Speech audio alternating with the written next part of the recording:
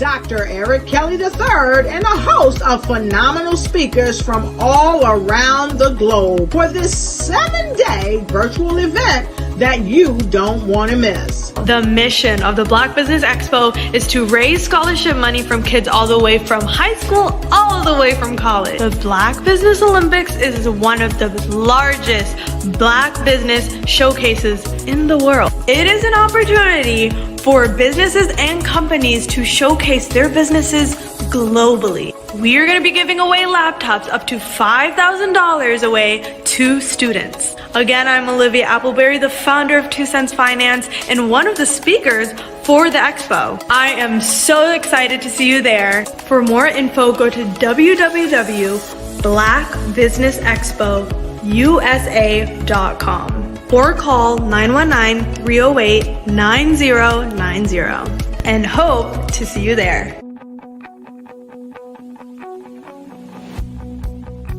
I am Black Business.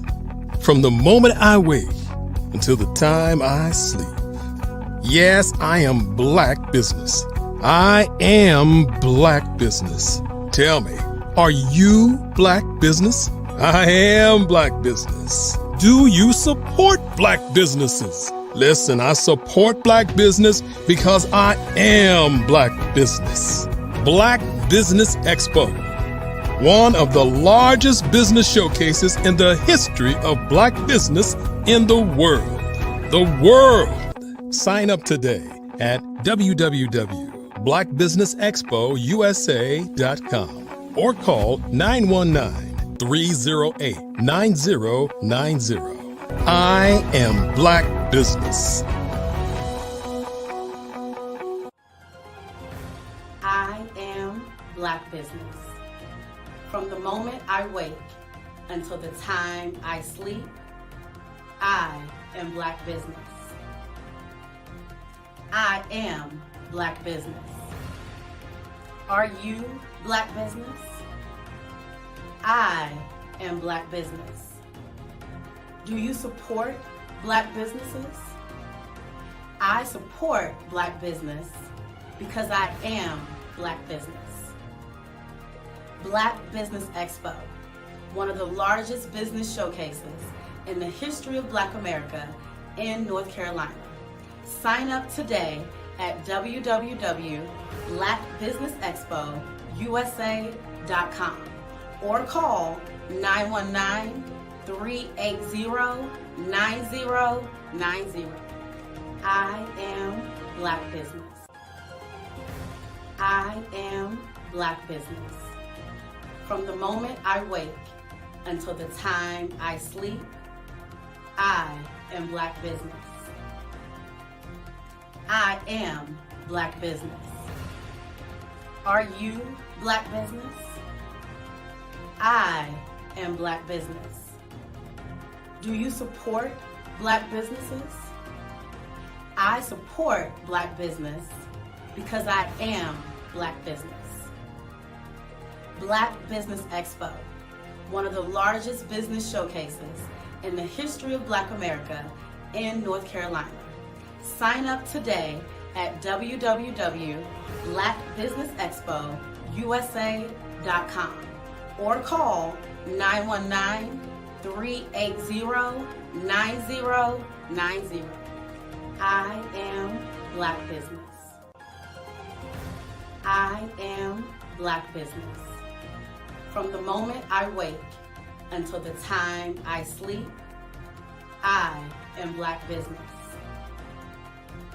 I am Black Business. Are you Black Business? I am Black Business. Do you support Black businesses?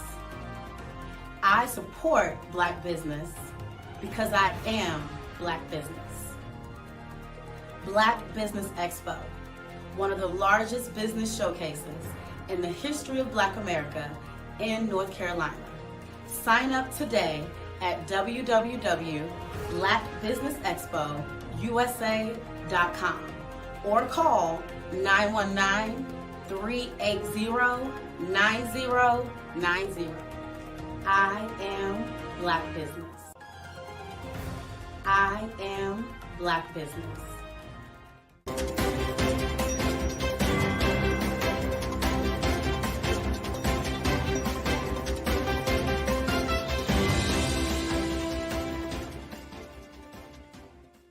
Over the past few years, we've seen the growth of existing and new initiatives focused on financial inclusion, building global networks, and reducing the wealth gap in response to the idea there's not enough seats at the table. Whether their outcomes are to increase the representation of Black executives on corporate boards, ensure an inclusive global economy, or to create new U.S. African commercial pathways, the strategies are often carried out by separate programs. The question is, should they be? With the continent of Africa being home to more than half of the world's fastest growing economies, the youngest workforce, over 400 companies generating more than $1 billion annually, 700 generating more than $500 million annually that are poised for growth, and being the destination of nearly $5 billion in venture capital in 2021. Diversifying U.S. and Africa commercial engagement by building bridges between African businesses and their U.S. diaspora should begin being seen as mutually beneficial. From helping to reduce Africa's enormous capital gap to catalyzing two-way trade opportunities, the COVID-19 global pandemic hopefully has taught us that global challenges and opportunities are more interconnected than we thought. During the pandemic, African companies like Unicorn Flutterwave, insurance provider Reliance Health, ride-hailing app Yasir, and 54Gene, the continent's first bank of DNA on people of African descent, proved that when African companies have access to networks, capital, and information, they grow big, grow fast, and create solutions that are valuable to the world. This is why Be Direct was created. We are the first U.S.-based but African-centric board preparedness and board search company designed to connect U.S. Black talent and corporations to African businesses. Unique and fundamental to Be Direct's success is our process of helping board candidates adapt their experience and networks to an African context before they're connected to high-growth companies that are looking to locally and globally scale. From our focus groups with African business execs and government leaders, we don't ignore the sentiment that business is easy, but people are hard. Having a pool of board candidates with hard-to-access networks and extensive experience across the business life cycle, including successfully raising capital, is table stakes for an initiative like this. So yes, we have that. But corporate or entrepreneurial success in the U.S. does not guarantee success in Africa. Developed alongside industry partners on the continent, our training program, Be Direct Prep, is designed to transpose their experience to create cultural comfort, understanding, and a commitment to helping businesses in Africa scale. Our board governance sessions are African, continental, and country-specific, integrated with cultural awareness and dexterity training, masterclasses led by African industry execs, and mentoring coaching from African continental-based facilitators. But even more unique to Be Direct Prep, we cap off our training program with an immersion trip to help candidates that have not been to Africa before see and feel Africa's complexity and opportunity from African soil. We all know traditional network-based board placement has historically left a lot of us out of ever really being in the paid board pipeline. Our strategy supports the work of many great organizations that are successfully filling seats at U.S. board tables by creating more tables for those that are still left on the sideline. It's time to start seeing the role and value of U.S. Black talent and businesses on the continent of Africa differently. Old perceptions and habits limit economic inclusion. Let's transition Black talent and the African businesses they will support from the periphery of the global economy to its core. Living in a global lockdown, we all know now how fast local and global economies can change, and see the value of having businesses that hire, strengthen local value chains, and even grow globally. Status quo in any form holds back progress. We must democratize U.S.-Africa commercial engagement by socially and economically connecting cultures that have long been disconnected. It's time for Africa's U.S. diaspora to redefine their global value by helping African businesses scale continentally and globally.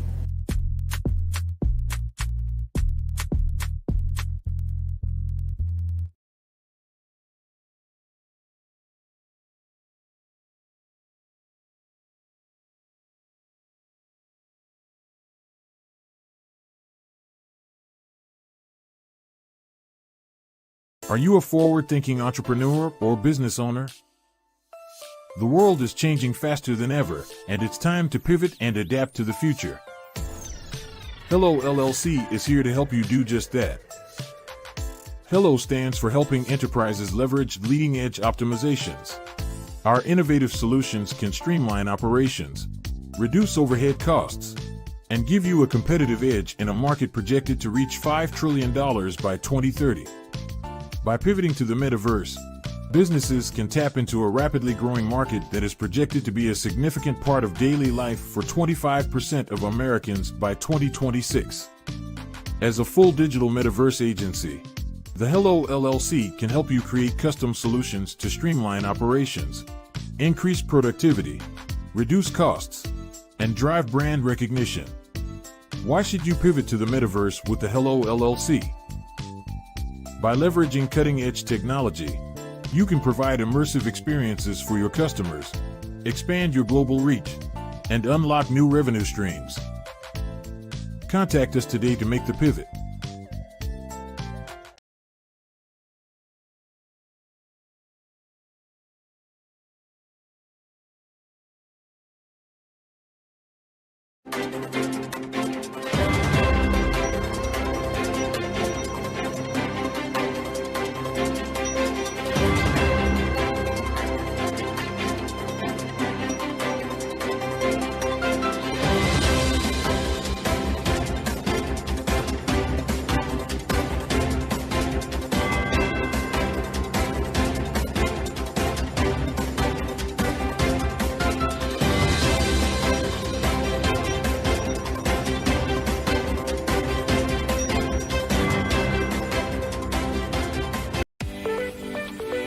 You are in the right place at the right time.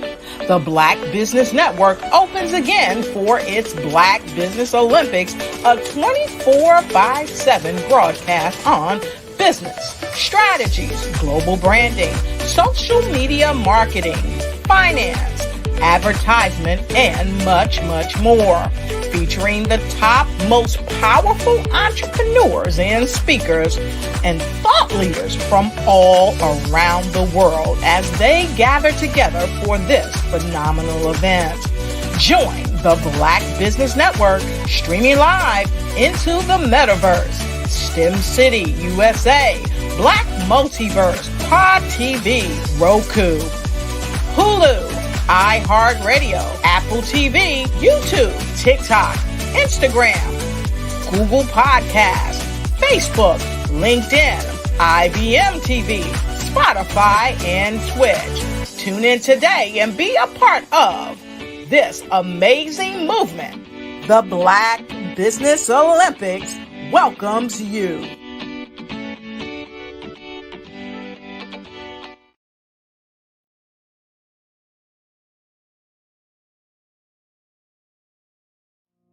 Did you know that approximately 333.34 million businesses exist today, according to a report from 2021? And you may be one of those businesses, or maybe you're not in the business market yet, but you're aspiring to be a business owner. Well, guess what? You're in the right place at the right time. Because let's face it, everything is about timing and opportunity. Hi, my name is Dr. Lotus Richey, and I'm the CEO and founder of the Lotus Richey Coaching and Consulting LLC, along with the Lotus Richey Ignite Show. 15 minutes of success with Dr. Lotus Richey, as well as books to boom your business and bring who you are. And today, I want to bring this amazing message to you about the Black Business Network and the Black Business Olympics. See, the Black Business Network and the Black Business Olympics is designed to help people just like you, that's right, that look like me, to take their business to the next level. Not just in your front yard or your backyard, but globally. The Black Business Network and Black Business Olympics is designed not to just help you survive, but to help you thrive. So join us today as we come together with businesses all around the world to support our students, our children, our young teens, our young entrepreneurs. What we do is we come together to help raise funds for students who are aspiring to be business entrepreneurs, who are aspiring and who are thriving in college. We endow them with a wonderful opportunity to gain scholarship of either a laptop, or several thousands of dollars. And we invite you to help be a contributor to this amazing opportunity to help someone that looks just like you. So join us today at our website and let us connect with you and help you ignite and take flight in every area of your life on the Black Business Network and the Black Business Olympics. I'll see you on the other side.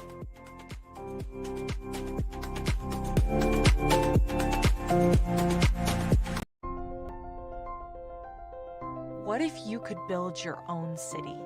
A place where every child can find nurturing people to help them achieve their full potential. A place where every adult can access job training support. Where health education is abundant. Where social justice ruled the land. A place without limitations. Welcome. You have arrived at STEM City USA. It is what every city should be. A safe and trusted community where you find people and resources to help you become everything you are and beyond. STEM City is unlike anything you have ever experienced. It is a digital twin of the world around you, only better. STEM City is about energy and soul renewal. It is more than a digital world. You can almost feel the power of live cultural events, music, and theater. STEM City promises a better future for children with caring mentors and hands-on activities with dedicated tutors to support our youth. STEM City is your passport to a healthy lifestyle with weekly events addressing our community's many issues. STEM City is your financial well-being with helpful information on wealth management, career advancement, job training, and so much more. STEM City is the community you deserve. It is the city where your dreams can come true. STEM City USA, a place in the sky that is accessible to all who reach for the stars.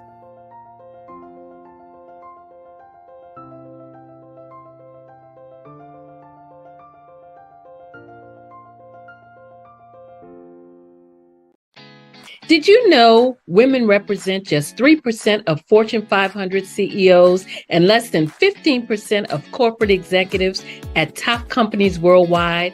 Have you wondered what the secrets are to getting into the top ranks, whether in the private or public sector? Do you want to figure out how to stop being held back in your career or passed over for promotion? Then you're in the right place. Hi, I'm Dr. Madeline Ann Lewis, President and CEO of the Executive Women's Success Institute. I have decades of experience in the military, the federal government, and corporate America, and my mission is to help women succeed and tap into their full potential. I want to reach 1 million plus women around the world to become the leaders they are meant to be. So if you want to move into a management or executive level position, or maybe you are a female veteran transitioning out of the military into business entrepreneurship, then reach out to the Executive Women's Success Institute at 301-693-3284. Let us get you on the fast track to success.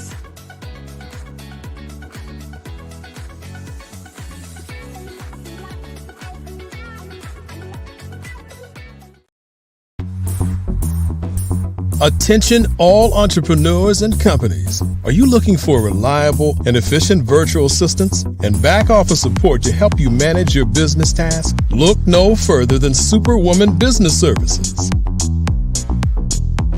Our team of virtual assistants provides a full range of administrative support services, including operations management, social media marketing, and much more. We also offer website design services to help you create a professional online presence that reflects your unique brand. In addition to administrative support and website design, we offer business development and structuring services to help you grow your business and achieve your goals. We'll work closely with you to identify areas of improvement and develop a customized plan to help you reach your full potential. At Superwoman Business Services, we understand that running a business can be overwhelming and time-consuming. That's why we're here to help you fly high and achieve success. Our virtual assistants are highly skilled, experienced, and dedicated to providing you with the support you need to thrive. Come fly with us and take your business to new heights. Let us help you become the superhero entrepreneur you are meant to be.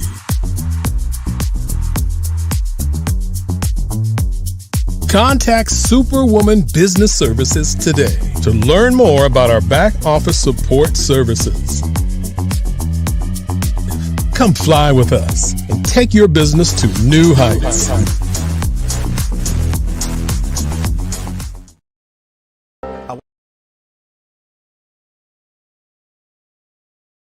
I was born in a little village on the island of Haiti. Many deadly diseases pounded me.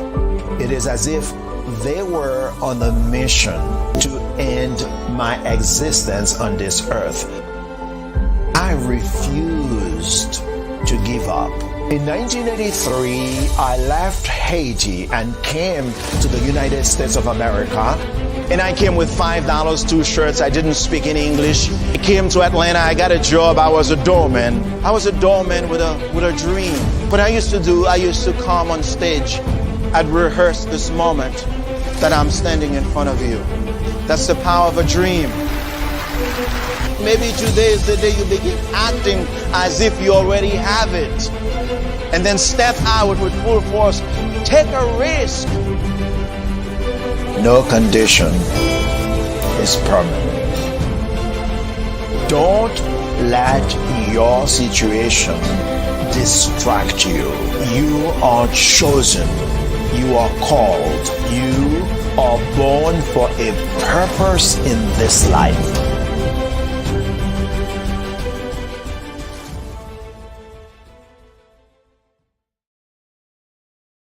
I'm Ramon Ray, founder of Smart Hustle Magazine and smallbiztechnology.com.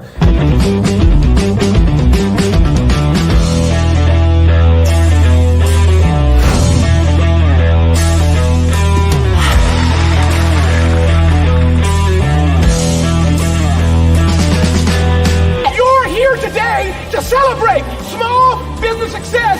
Stand up on your feet. You rocked the house. It was amazing. Didn't we learn? For me, success comes from failure. One thing not to do is shake somebody's hand like this.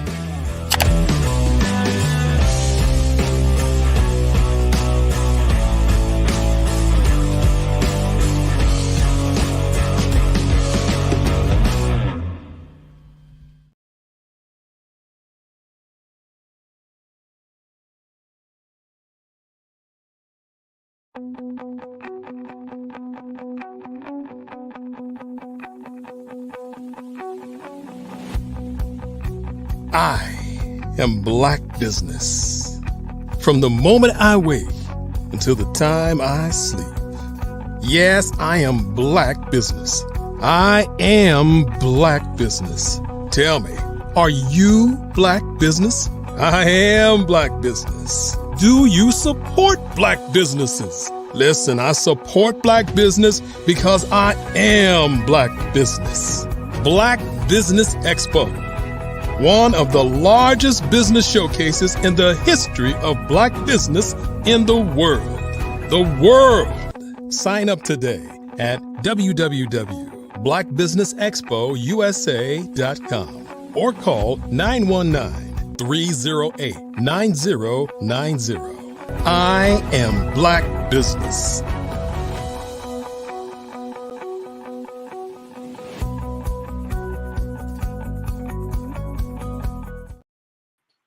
Good morning, good morning, good morning. This is the Black Business Olympics, the Black Business Expo, and I'm your moderator this morning, Grayson Marshall Jr. Today, we are here to really share some insight with you and everybody in this global audience that's going to be watching. The theme for today, and I don't want you to forget it, is Generation X. versus Generation Z and how we bridge the generational and digital divide. Why does this divide need to be bridged? Because the average age in the United States is 29 years old. On the continent of Africa, it's 14. There's a huge gap that has to be addressed, and our speakers today are going to do just that. I'm your moderator for this morning, and this Black Business Network is a 24-hour business network showcasing Black businesses, business owners, entrepreneurs, and thought leaders worldwide. You're going to be blessed this morning. We have speakers from North Carolina, London, Singapore, Africa, Japan, and cities all over the United States. The Black Business Network is a global community sharing its business knowledge to empower, inspire, and educate businesses about business. I hope you're ready. Your first keynote speaker is Clarissa Turner.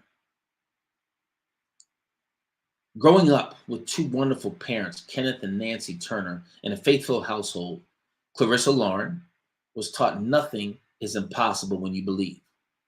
Her parents not only provided, but demonstrated a strong foundation of having faith and having a heart to serve others. As Clarissa grew in her passion, her parents continued to motivate her to strive for success.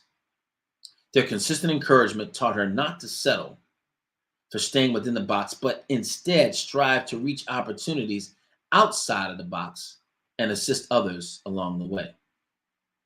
Clarissa has accomplished numerous things and endured many circumstances. Distractions can make it difficult for us to perform at an optimal level. As her life journey continued, it was imperative for her focus to remain clear. Her vision for her personal life, education, and career, and business as well, exemplifies the never underestimating mindset that you need in pursuing your dreams. It is truly the power of focus. Clarissa believes you can always progress forward in your journey of life. The good news is, focusing is not only a skill we learn, it is also a choice we can make. I present to you this morning the first keynote speaker, Clarissa Turner. Good morning, Clarissa. How are you? Good morning. How are you doing today, Grayson? Absolutely fantastic. Can't wait to hear what you're going to share. Remember this, genius is common, and I'll see you on the other side. Thank you. Thank you so much for having me today.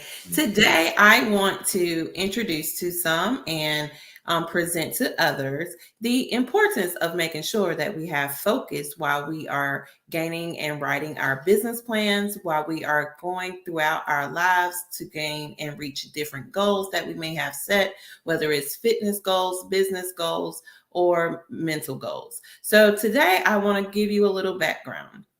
My experience as before I became an author, I was actually journaling from night to day, journaling to make sure that my thoughts were placed on paper, to make sure that I will have a peaceful rest of sleep. Journaling did lead me to actually formulating my information into a book. The journaling topics that I was journaling about was day-to-day transactions throughout my life, as well as making sure that I had a plan. Yes, a plan to make sure that I reach the goals that I need. Many of us set goals out each and every day. However, we do not have a plan ahead of us to actually do that. And a lot of us lose focus, whether we are distracted by things that are going on in our family, whether we are distracted by or losing focus on things that are going on in the world as a whole. And many things are indeed going on in the world. However, when we have the power of focus, we are able to drill down into what we need as an individual, that it may spill out on those around us in a positive light.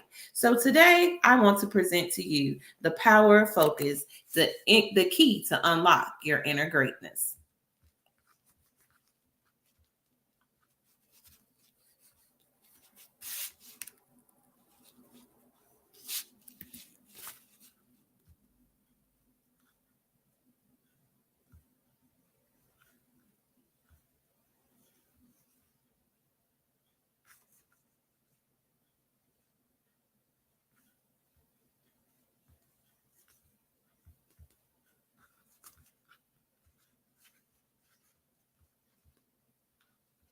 Hey there.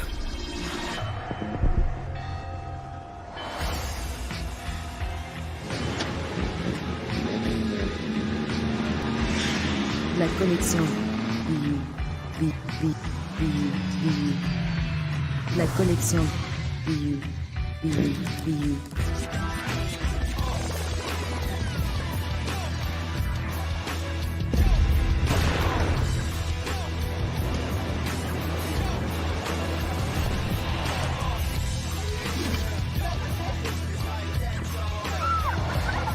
In a world obsessed with the cult of celebrity, I challenge you not to aspire to anyone else's greatness, but instead strive to reveal and ignite the greatness within you. Are you serious? I totally think that's it. Hey. No! Hey! To me, sexy is a man that knows who he is and what he wants. He's comfortable. You look at him, you see him, he's just comfortable being himself. And you're like, Baby, be you. Be you, baby. Just be you. I like it. Introducing the Be You collection, exclusively available at K&G Fashion Superstore. Hello, my name is Kiasi Helm and I'm 14 years old. I think my genius would probably have to be setting goals and achieving them. I say this because ever since I was young, I always wanted to be an author, and at age 11, I ended up achieving this. But not only did I end up becoming an author, I ended up becoming a public speaker, a publisher, a business owner, all these great things.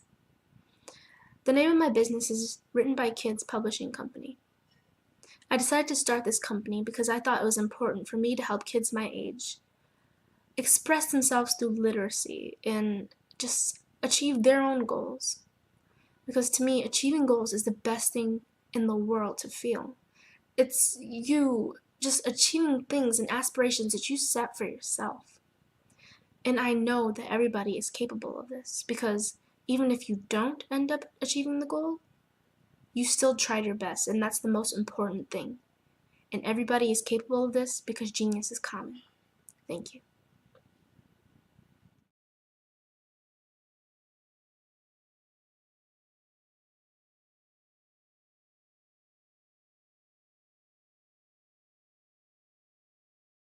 Yo, you are listening to Drill Down Live with your favorite celebrity brand strategist, Sharita Carthon, bringing you the hottest live interviews, tough business drill downs, and the latest brand strategies to help your company grow. Right here, every Tuesday at 7 p.m. Eastern Standard Time. Follow us on social media at Drill Down Live. Now, back to the show. Welcome back, everybody. Again, I am Grayson Marshall, and we are about to bring back Clarissa. So, Clarissa, you back with us? Very good. There we go. Let's try this again. Take it. I do apologize. It's always better the second time around. You go ahead and have that. I do apologize. Please forgive me. As I was stating earlier, the necessity of focus is always good to make sure that you have the ability, the skills, and the tools you need to focus on your business plan, on your goals in life, as well as anything that you would like to reach or accomplish while you're here. The necessity of focus is definitely necessary, and it leads me to 3 points. The necessity of focus reduces your procrastination, it increases your concentration, and it creates mindfulness. Many times, as you think about how the focus reduces your procrastination, as you think about your own lifestyle, are you constantly putting things off that you know you need to do? Even when it comes to your business plan, even when it comes to your forecasting, your budget for the next year, are you putting those things off? Many people do put those things off and they avoid doing anything. However, when you are focused, you stop procrastination and you become more aware of the things that are causing you to avoid that focus. This is where being mindful helps us of what we are surrounding ourselves with, what else or what other items are taking up our time as well. And that way, when you have the need of focus, it reduces your procrastination, which leads me to my next point. The power of and the necessity of focus increases your concentration. Concentration takes a lot of mental energy. And when you have the mental capacity to focus, you are able to drill down on only the things that are necessary for your growth. So our ability to concentrate will increase tremendously when you start facing what makes you avoid concentration. Concentration, again, is a learned skill and it can definitely become better. So please note that because you can reduce your procrastination and increase your concentration, your power of focus will become even better when you're able to write out your business plan and your vision and your mission for your business and companies. As I stated earlier, mindfulness allows us to control our meandering thoughts and shift. And when we are mindful of what we're thinking about, when we are mindful of our time, our focus can be able to drill down more into us, and it keeps us in the immediate moment. So a question I have for you today, just to think about while you're thinking about those 3 points, are what type of procrastinator are you? Many of us are the procrastinator of fear of failure. Or maybe you're the type of procrastinator that is a perfectionist. Or are you a procrastinator who is easily enticed? Many times, these 3 things, people are boiled down to these 3 categories. And some people may say, hey, I'm all 3. I am fearful of failure, I am a perfectionist, and I can also be easily enticed. What we want to do, we want to narrow those things down and make sure that you have a clear definition of what you are doing, and you may not even be aware of it, that can pull you away from your focus. So the first type of procrastination that I stated was fear of failure. Procrastinators and procrastination is fueled by fear. Fear is a negative emotion, and we don't want fear to overcome our emotions when we are trying to have create our business plan for our businesses. When we are trying to network, we don't want to be fearful, afraid to go and talk to someone, or when we're trying to collaborate. We don't want fearfulness to overtake those type of tasks because we are fearful of failure. And that is a negative emotion, which also leads us to the procrastination. Highly successful people do learn from their mistakes instead of quitting. Quitting is also a negative thing of failure and fear. So we want to make sure that we don't quit, but we learn from our mistakes so we can gain our footing in achieving our business plan and accomplishing our goals. Usually, when people are afraid of fear of failure, it leads them to want to be a perfectionist. Perfectionist is okay to a degree. However, it also causes you to be reluctant to begin a task, right? So many people who are perfectionists want everything perfect before they actually begin their business plan, or they want everything perfect before they actually begin their process of even starting a business. And when we have that perfectionist attitude, many times, many people do not even begin the business. How many people do you know have that business still sitting on the shelf, or have that business just still in their mind because they want everything perfect, or they have a fear of failure, which is both are forms of procrastination. And lastly, procrastination also pulls you away because you're easily enticed. Easily enticed basically means that you can become easily distracted.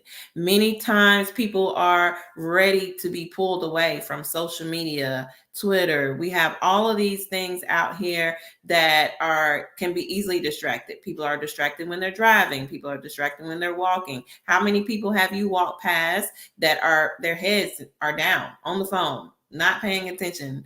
And so you can also be easily enticed when it comes to your business. When you're pulling that laptop up and you know you need to start on your mission and your vision for your business, and then all of these notifications pop up, which delays your process of working on your mission and vision, you become easily enticed. And what we want to do, we want to make sure that those things are not a priority in our life. We want to make sure that turning those things off, no longer being the procrastinator, it leads us to how well do we manage our time.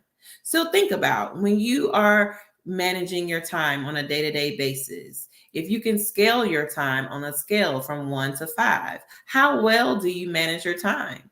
Do you have time enough to do the things that you do? Do you manage your time well? Or do you feel like my management of time needs to become better? Many times people are procrastinating, which leads to not good management of your time. And staying focused and thinking about these things helps us to make sure that our time is managed well, also to become focused on the things that we need to complete. So when we are concentrating on our time management, a lot of times we have to make sure that even when problems come up, whether you hit a wall for applying for a loan, we still want to stay concentrating and focus on our goal at hand. A lot of times people do want to give up because they received that first no, but sometimes that no is just our step back to go back and refocus our vision again, refocus our plan again. And we want to make sure that we are concentrating on those things. A lot of times people want to make sure that their decisions, did I make the right decision? I should have made the right decision. I'm not sure I made the right decision. All of those things go through our head, and we want to make sure that we are writing those things out. We are focusing on the things that we are in need of, which is our mission and vision, and we remove those distractions as we concentrate on our mission and vision. I want to also note that the strongest habit of a highly successful person is their courage to say no to distractions. A lot of people are afraid of the word no. And unfortunately, sometimes you do have to say no to make sure that you are indeed staying focused. And some people suffer from the lack of focus. And those procrastinations, those distractions, being easily enticed, being perfectionist can pull you away from your focus. So I want to make sure that you are making great decisions when you're focusing. You know that you make better decisions when you're focusing. And a lot of people do not realize that they're making not so good choices because they lack the power of focus. So I want to leave you with a few strategies for making sure that your focus is never unbreakable. Yes, I said never unbreakable. We want to be strong. We want to make sure that when we feel a distraction is coming, we can say no, we can move forward. We are bold in our steps when it comes to networking and collaborating because we have a business plan that we want to see succeed. We have a mission that we want to see accomplished, and we have a vision that we want to see fulfilled. So strategies for making sure that you do not have your focus does not become unbreakable. One would be to train your brain, right? A lot of people are like, train your brain. What does that mean? Training your brain builds your confidence. Yes, when I say build your confidence and train your brain, that's exactly what I mean. It builds your confidence, whether it's something that you're thinking about doing, whether you're something that you're already doing. We want to train our brain to make sure that we have the confidence in knowing that our business is the best business out here. Yes, we can collaborate. Yes, we can network. And we're going to give you all of the services that our clients are looking for because we have trained our brain to do so. Many times, many businesses, yes, we have training for employees. We have training for new people who come into our building. We have training for everything else. We have training, for example, on the sports fields. We want to train our brain as well mentally to make sure that we are staying focused on what our business is here to do and serve the community. For example, I would also encourage you to train your brain with positive affirmations. So when you are positive about your outlook on your business, when you are writing down your positive affirmations, take those action steps as well when you're training your brain to encourage yourself to, yes, I'm going to gain 3 more clients today. Yes, I'm going to make sure I collaborate with another business so we can serve the community larger and better. Training your brain, building that confidence, and making sure that you are bold in what you want to do is a way that you can make sure that you have unbreakable focus. The second strategy I would like to leave you with today is plan it all out. When you are focused and you have all of your tasks laid out before you, you are able to take those action steps and actually complete them. Whether you are old school per se, you like the handwritten planners and you like to write it out, that is fine, just as well as an app that you may have on your phone or your iPad. Lay all of your tasks out where you can delegate if you need to delegate. And if it's just you as a sole proprietor, you can also do the task yourself, but let's make sure that we have a to-do list, an action step plan that we can actually accomplish. And if you don't accomplish something for one day, again, don't lose focus on the thing that actually needs to be accomplished. You move it to the next day and make that your priority for the next day to make sure it is complete. And if you have a team and you're working with a team, let's make sure also your team has the plan that you have. It's important and imperative that your team plans the same way that you are planning, to make sure that the ball is not dropped by any means. What I do appreciate a lot of times is that a lot of teams and companies and businesses have either monthly meetings, weekly meetings. I know my team and I, we have a Friday check-in. And a Friday check-in is going over the goals that we have set from the week prior to, and did we actually accomplish them? And did we accomplish them successfully? And what steps can we plan out for next week to make sure that those things are complete? And that is the second thing to make sure that you have unbreakable focus when you are starting your business or continuing your business for growth as well. And the third thing for having an unbreakable focus is to always make sure that you practice mindfulness. And yes, I stated this earlier, but actually putting mindfulness into action.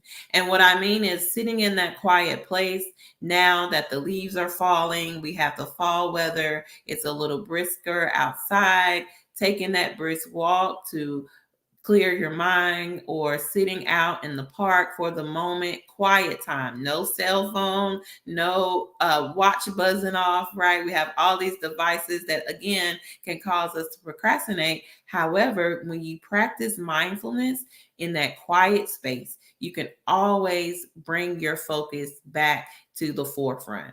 Whether you are, again, writing it down in a journal format, whether you are placing it in a digital electronic device, practice your mindfulness for your business.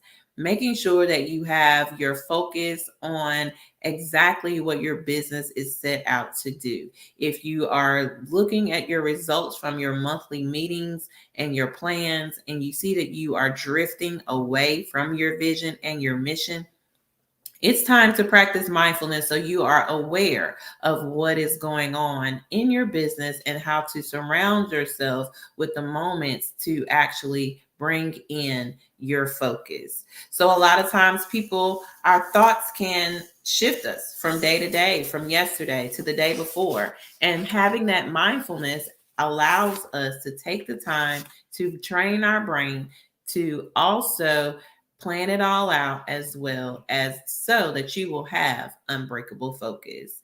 And as we know that all of the steps that I left today for you to have an unbreakable focus, it brings the positive energy into not only yourself, into your mind, into the people around you as well. We are the shining light of our business. We are the brand of our business. And if we see you out and about, are you reflecting the mission and vision of your business? And you can honestly say yes or no. And if you can say yes, yes, because you are focused on your mission and the vision that your business is set out to do. A lot of times we want to make sure, again, that we are reflecting our goals that we have accomplished in the community as well. A lot of our businesses are community driven, and the community relies on our businesses. And we are a reflection of what the business always entails. So when we are drilled down into the power of focus and we have the key to unlock the inner greatness within us, ourselves, it will also flow into our businesses as well. And as I close, I want you to remember that many of us are focusing less when we should be focusing better. Yes, I'll say that again. Many of us are focusing less when we should be focusing better.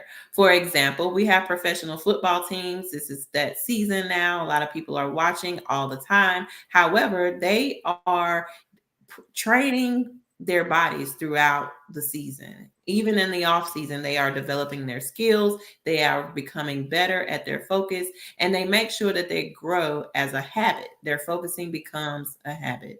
So a quote to remember is, stop waiting for the perfect time to start. The time will never be perfect. So get focused right now. Thank you so much for your time, and I hope you continue to have that unbreakable focus. Clarissa, thank you so much for the insight and the awareness, actually giving folks a plan.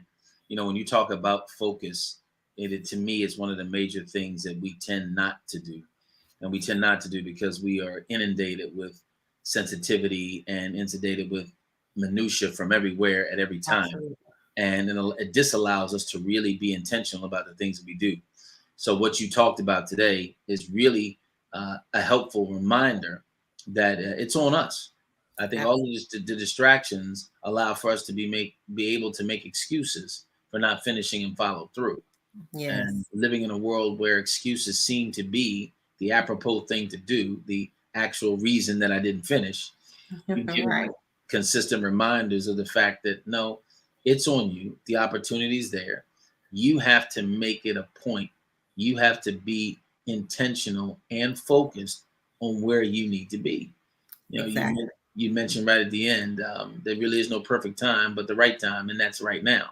And that's what has to happen. So I hope and pray that everybody who listen now or will watch later can take something from your exchange and really be able to apply something to their lives. I think when you get all this information at one time, sometimes it can be overwhelming and inundating.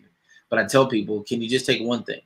Right. If you just take one thing out of there and apply that to your life right now, it begins to change.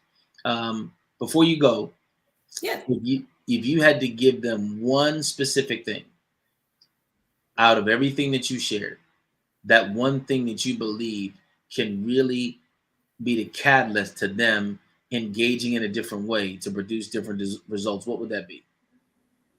I would definitely say not making sure that you do not procrastinate. So a lot of times, as I stated earlier, people always want to put it off to the next day, put it off to the next day. And when you look up, as we are right now, the year is over, right? Like we're already in quarter 4. Mm-hmm. So making sure that your procrastination doesn't overtake your action steps.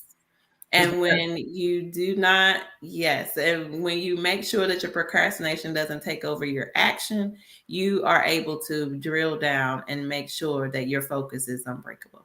Because procrastination seems to create doubt and frustration. And those are things that are not attributed positivity to where I want to go. Exactly. So thank you again. This has been amazing. You started out, I know it's hard to bat lead off, but you did. And you really took us to a new level to begin with. You set the bar kind of high. So hopefully the folks following you can come with the same enthusiasm, same vigor, and same intentionality to deliver something that the people who are working on business, that are working on networking, that are working on self-improvement can take and better themselves. Thank you so much for your time. Thank you for having me. You got it. Everybody, that was Clarissa Turner, and she has just shared more about focus. I wanted to make sure that you knew about our scholarship. Now, the scholarship here is something that this whole expo is about. It's about giving back for sure. The Black Business Expo's mission is to raise funds for high school seniors going to college or K-12 entrepreneurs. This expo is a fundraiser for students, and you can go to www.blackbusinessexpousa.com. Let me read that one more time. www.blackbusinessexpousa.com to donate to the scholarship fund, or you can use Cash App. That's on the screen below. And it says $ B as in boy, X USA.com.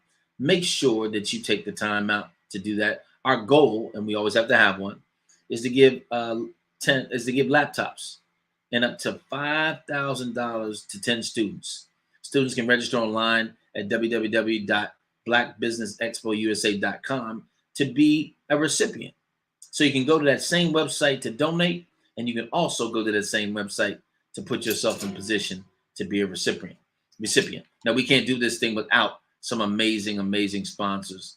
And the sponsors for this event are as follows: NC 100, Moody Capital Partners, Suede Soul, Lotus Ritchie Coaching and Training, Carolina, Virginia Minority Supplier Development Council, Step Management, Barbara H. Smith, LLC, Margie McLean Foundation, Genius is Common, Earth Essentials, Mullane Shawnee Global, Executive Women's Success Institute, The Quality Coaching Company, Superwoman Business Services, Creative Force Studios, Lee Entertainment, Artistic App Design, and the Black Business Expo USA.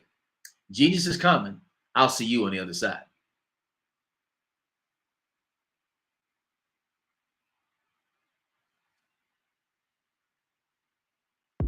The Black Business Network and Black Business Olympics are essential platforms for Black business owners globally. They provide the tools and support you need to succeed in today's competitive marketplace. Join us today as we collaborate together with businesses from around the world to support our children, students, and young future entrepreneurs, Black businesses and corporations. We raise funds for students going to college and young entrepreneurs who are aspiring to be business owners, and we invite you to be a contributor today. Visit the website www.blackbusinessexpousa.com to connect with and learn more about how the Black Business Network and Black Business Olympics can help you not only share your amazing business story to businesses, but also serve future generations. Hello, my name is David Jones, CEO and co-founder of the Hello LLC, where we help businesses build a culture, brand and experience, and leverage technology to pivot into Web3. Join the Black Business Network streaming live into Roku, Metaverse, STEM City, Black Multiverse Enterprises, Hulu, YouTube, iHeartRadio, Apple, Facebook, LinkedIn, Spotify, Twitch, and Google Podcasts. Tune in, turn on, and let's thrive.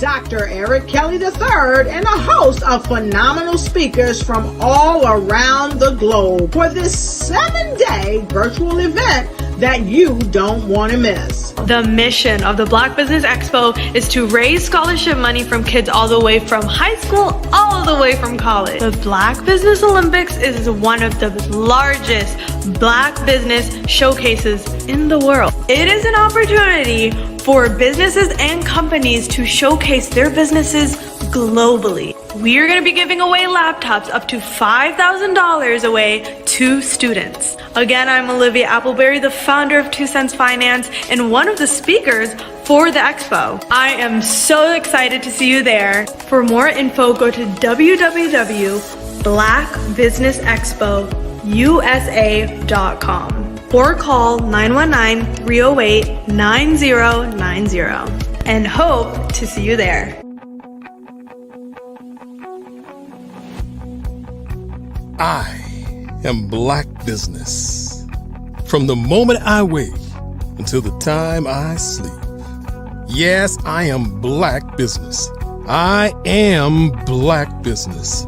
Tell me, are you Black Business? I am Black Business. Do you support Black businesses? Listen, I support Black business because I am Black Business. Black Business Expo, one of the largest business showcases in the history of Black business in the world.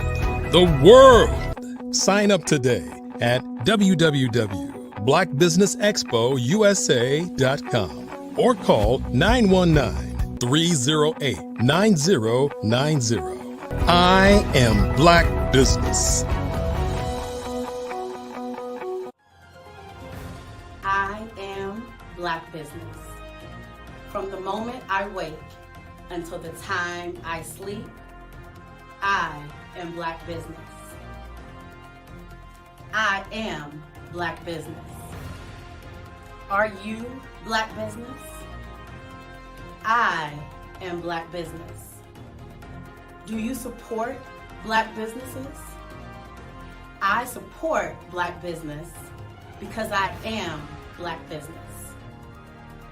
Black Business Expo, one of the largest business showcases in the history of Black America in North Carolina.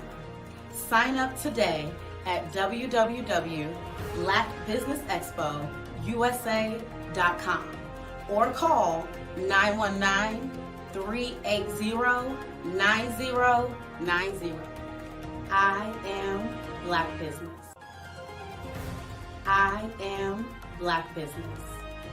From the moment I wake until the time I sleep, I am Black Business. I am Black Business.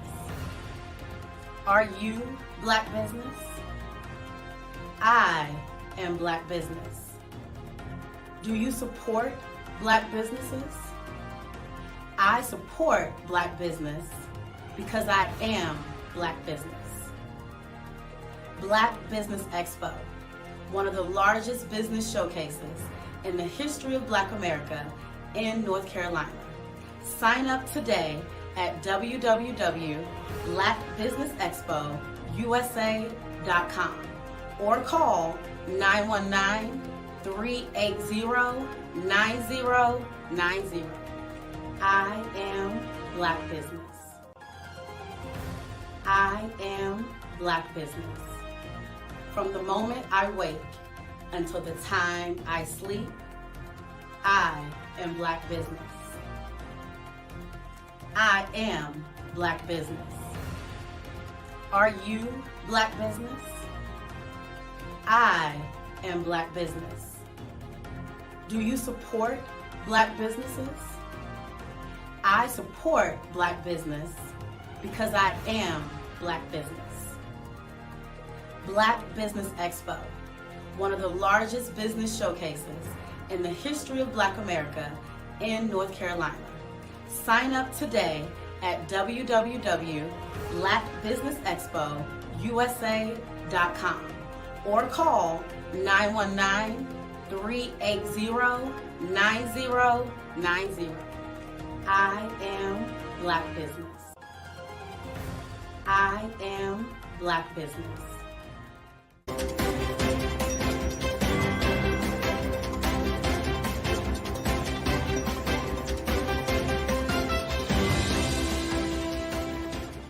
Are you a forward-thinking entrepreneur or business owner? The world is changing faster than ever, and it's time to pivot and adapt to the future. Hello LLC is here to help you do just that. Hello stands for helping enterprises leverage leading-edge optimizations. Our innovative solutions can streamline operations, reduce overhead costs, and give you a competitive edge in a market projected to reach $5 trillion by 2030. By pivoting to the metaverse, businesses can tap into a rapidly growing market that is projected to be a significant part of daily life for 25% of Americans by 2026.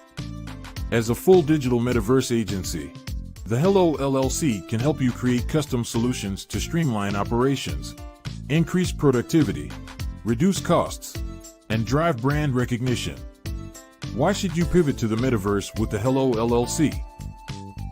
By leveraging cutting-edge technology, you can provide immersive experiences for your customers, expand your global reach, and unlock new revenue streams. Contact us today to make the pivot.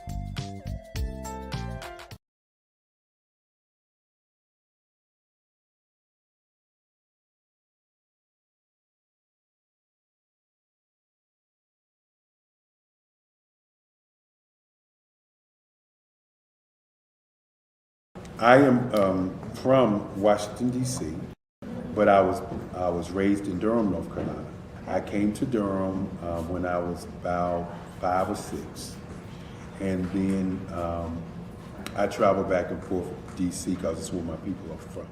One of the unique things about my family is my mother, she's also an artist. She does quilting, and she does a lot of artistic things, and then my son, he draws with both hands, his right hand and his left hand like I do. So that's kind of a family trait. And then my other son, he's a videographer, and my daughter, she works, she's a regional vice president for Sunglasses.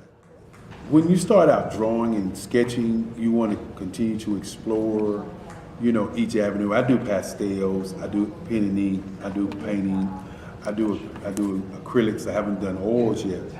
But I try to do all facets of art. What I say to a lot of times to people is, you know, you can't put yourself in a box when you're an artist. You have to explore. And over the course of my life, I've tried to explore different mediums. I also do sculpture as well. I choose my subjects by the intensity that they have in their faces, or the intensity that somebody is moving, because I do more than portrait drawings. I also do I do abstract, and then I do figurative drawing also. Well, what happened in this particular show is that I started out trying to come up with something that would be a little bit different than what everybody else is doing. So I was working on a Barack Obama show, and they wanted me to do some paintings of Barack. And so what I did was, because of the deadlines, I kind of did it kind of fast. And then I realized when I was doing it fast, I enjoyed it. And so then I started doing other pieces the same way, and I started to enjoy those pieces also. And so I came up with this particular style. And it's a style of lines and colors. And what's interesting is that when I was in college, I did a show called Lines, Colors, and I talked about the boldness of the blacks, the hotness of the whites, and this is how this has come about, you know, later on in my life. And the colors comes from a lot of the entertainers that I work with, where they wear different colors. They don't wear, you know, your plain reds or your whites. They wear different colors, and so that's also another piece of what's giving me the colors. The subtitle of this show is Faces That Speak Life. That's real critical. Faces that speak life. Each one of these pieces is a life source and a life energy that's being put on display for people that are looking at it. You know, I always say in terms of my art, it's not important that I draw them. It's important what you get out of what I draw. I don't try to just draw it because you like it. People wanted me to do prints. I didn't do prints. People asked me to do different people, but the people that I choose are people that make a difference in the lives of people in the world. So the human landscape idea was, again, as I say, the lines represent your emotions, it represents your ideas, and it represents your journey as a human being. And that's why you get the different pieces and the different looks.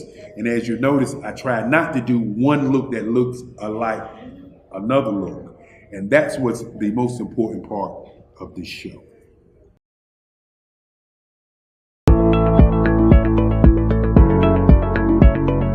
Prepare for what's coming and dominate in economic winter.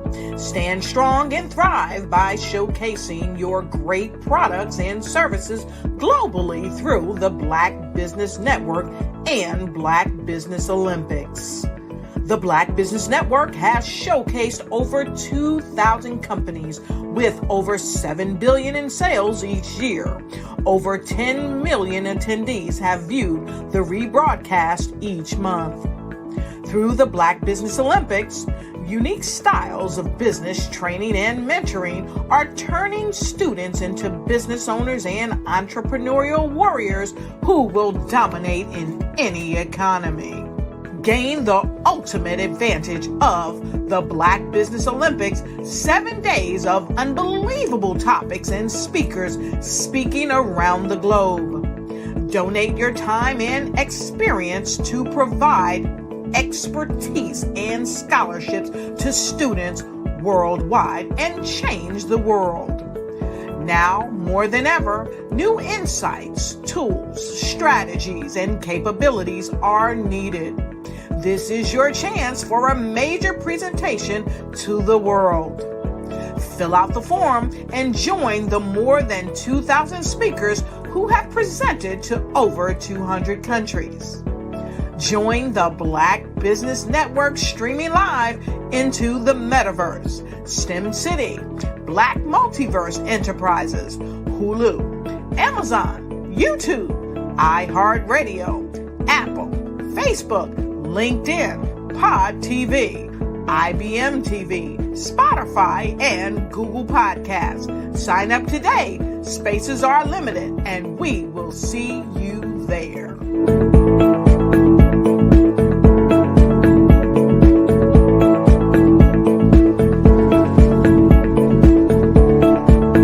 Absolutely. So our coaching program help people that have the lack of time, that lack strategies, and lack the confidence to go after their dream life. So we help them implement tools.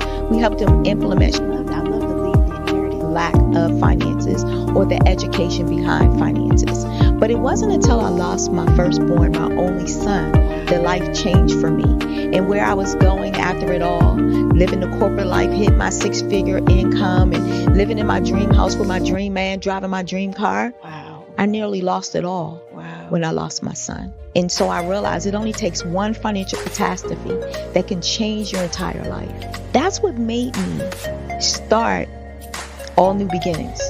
Because no matter what's going on in life, there's a new beginning. And because of that, we develop a program called Wise Minded. My little slogan is, don't just dream it, let's live it. If they want to connect with you or work with you, what is the best ways for them to be able to do that? Well, for my social media guru, you can connect with me on every single social media platform as Tanya T. Rose.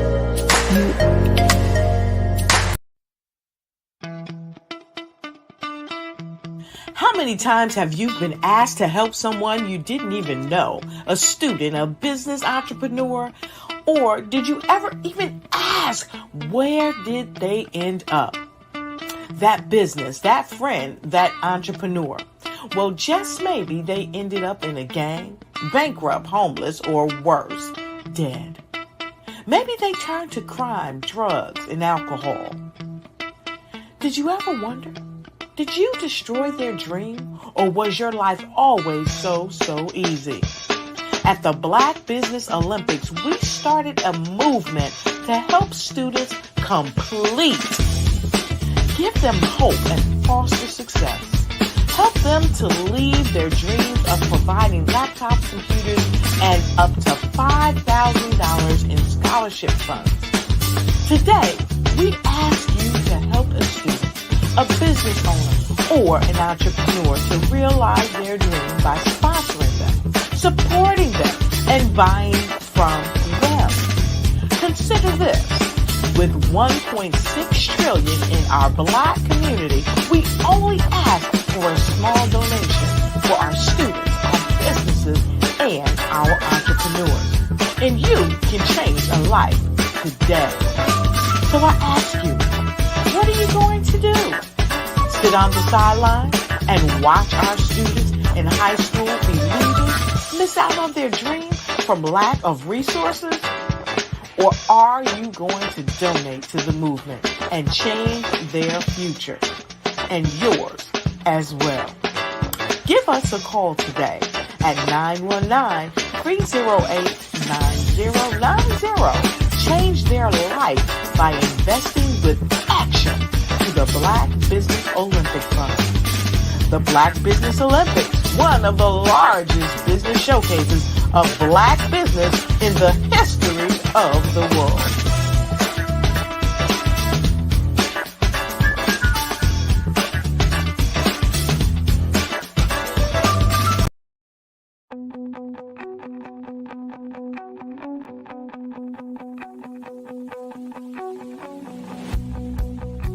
I am Black business.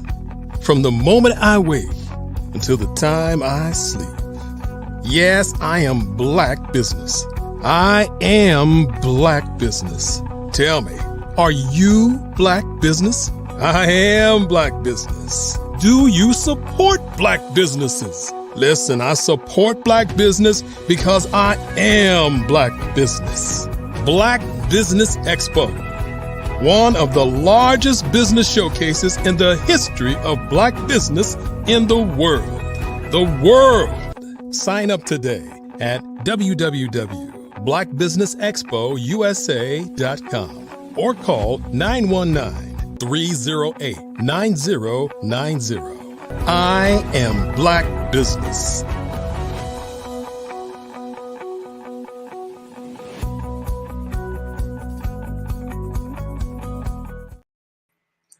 Good morning, everybody. This is Grayson Marshall Jr., the real GM, and I am fortunate enough to be your host this morning to walk you through some of the most phenomenal people that are going to share some amazing insight to move you forward.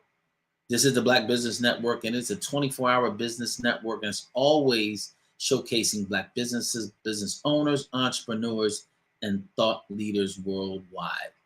We're fortunate enough today to have speakers from across the globe: North Carolina, London, Singapore, Africa, Japan, and cities all over the United States. This segment, this morning segment, I think, or maybe the whole entire day, the theme is Generation X versus Generation Z and how we bridge the generational and digital divide. Why is this necessary? Because when you look at the growing economies and the growing countries, it's significant the age of the average person. The age of the average person in Africa is 29 years, the age of the average African is 29 years old. In Europe, 27. Brazil, 28. Australia, 27. Let's really think about how important this is to bring the old generation and new generation together and communicate, because the communication style is different. It's this digital communication that's keeping a level of separation. And this morning, all of the folks that are going to be here sharing with you are going to address that at some level. We just had Clarissa on talking about focus and why it's so important, because in order for us to create this bridge, it's got to be intentional. We've got to have a reason and know what to do. And this next speaker is no different. The next speaker is Wade Randolph. Wade Randolph, the CEO of Randolph Unlimited, specializes in leadership, teamwork, communication, and motivation. He's the author of the book, Stay Strong Through the Strong and Leadership 911. Additionally, he's a co-author of the #1 best-selling book on Amazon today, titled World-Class Speaking in Action. Mr. Randolph is unlike other speakers and trainers because his expertise is derived not only from in-depth study, but also from real-life business experience. For the past 17 years, Mr. Wade Randolph has traveled nationally and internationally, speaking to business audiences on the best practices in leadership, teamwork, communications, motivation, and neurolinguistics, NLP. Additionally, Wade constantly shares new strategies for improving performance and productivity in the workplace. One of the highlights of his speaking career was giving the live presentation at Westminster Hall in London, England. Wade Randolph is dedicated to motivating and training today's business professionals to be achievers, leaders, and history makers. He often tells his audience his goal is to help them grow more, achieve more, and be more. Wade believes people can do almost anything if you help them improve their mindset, skill set, and strategy. I present to you Wade Randolph. Mr. Randolph, you are muted. I need you to unmute. Good morning, Grayson. Good morning, sir. Very, very nice to meet you. And I want to remind you that genius is coming. Great. I concur with that. So we're going to do a little fireside chat, my man, if that's good with you. Absolutely. You know, for me, having a conversation with intellectuals that are accomplished and established is a wonderful thing. So I'm looking forward to this conversation. So let's do that. So I heard your conversation with Clarissa and very enlightening. You know, what comes to my mind is sometimes people just accept the day as it is. And sometimes you got to demand that your day go good. Absolutely. And I think that when you're looking at that as a need and necessity, because we've been given complacency as an alternative drug that we don't mind being sedatively addicted to, we have to make some significant changes. And you are going to be sharing some of that today, because intentionality, purpose, and meaningful approach is got to be a part of what you and everyone else on this platform today is going to be sharing with people. Exactly. So, sir, I'll leave it to you. I'll follow your lead based upon whatever questions you have as far as what the audience needs. Absolutely. Well, let's start with this. You are an authority in leadership. You're an authority in the success in the business world. Everything starts with leadership. How did you get started in leadership training? You know, getting started in anything that you love and you embody sometimes takes a lot of twists and turns. I'm not supposed to be here. To tell you honestly, the reality, I used to run real estate firms, and what transpired, I always tell my business professionals, life's like a merry-go-round. Sometimes you're up, sometimes you're down. You just never know where business is going. And the owner came to me that I was with the firm, and I with the firm at that time, and he says, we're making some changes. And I said, that's good. Let me know whenever you get through the changes. I'll be happy to see what happens. He said, no, I need you in my office by 2:00. And I said, well, that's fine. And he said, Mr. Randolph, you need to be there at 2:00. I said, okay. So naturally I arrived. Whenever you have an owner that tells you there's an important meeting, you want to get there before time. So I arrived at 10 minutes to 2:00. Right. He said, we need to have a talk, young man. He said, I'm making some changes that I told you earlier, and we are considering that we want you to step up and be a manager. Yeah, Grace, and I didn't have any management experience at all. Sure, because I was happy to doing the sales thing, leading my own team, but I really didn't want to manage. Sure. And I said, you already have a manager. He said, yeah, we had him until 10 minutes ago. We just released him. And we're asking you to become the manager. I said, well, I don't think I'm really interested. He says, well, let me just tell you, before you answer this question again, I really want you to think about it, because if you're not interested, we probably won't need you. And I said, well, give me a minute. Let me go call my wife. It's, you know, sometimes you need people in your life that tell you not what you want to hear, but what you need to hear. Absolutely. And my wife said, okay, let me just give you some advice. You don't have any management experience. I said, yeah, babe, I realize that. She said, and they've released 3 managers before they asked you. So what do you think is going to make the difference? And I said, well, I really don't know. She said, baby, are you by yourself? I said, yeah. She said, pull the phone real close. She said, if you take this job, you've got to become the best manager that they ever had. More than anything, they don't need a manager. They need somebody to lead them. Mm-hmm. But you make a decision right now before you go back in that office if you're going to be the best manager, or better yet, the best leader that they've ever had. Grayson, I took that position. And realistically, before I left it, I brought that company from probably number 5 in my area to being number 2 before they sold it. You see, sometimes you've got to be willing to go through being uncomfortable in order to find your true message, your true ability, and the true essence of what you can do. As you said earlier, sometimes we get too comfortable being comfortable. Mm-hmm. That's how I got started. Exactly. I found over the years that it becomes a sedative that we literally become addicted to. And you made a different a differentiation there that I want to delve into a little bit deeper. Sure. They wanted to hire you to be a manager, but your wife told you that you need to be a leader. Yes. And I think oftentimes people confuse those two, even though they can both have similar responsibilities. There's a significant difference between someone who's leading and someone who's managing. Can you delve into what that difference is? Because I think a lot of people have the misconception that if they're managing, they're leading. Sure. They're truthfully two different, very different approaches and very different applications. Sure. So let's talk about leadership real quick, and then I'll give a definition of management. I always tell my audiences that leadership, I define it, and one of the best definitions I've ever heard is from by a president, John Quincy Adams. Now, most of us don't even remember Adams was a president of the United States. Yes, I want to say from memory, the sixth president. Mm-hmm. But here's what he said that enlightened me. He said, if I can help a man do more, achieve more, become more, then you are a leader. So here's the question we have to ask. Who are you helping, regardless of what profession you're in, regardless of what business you're in? Who are you helping become more?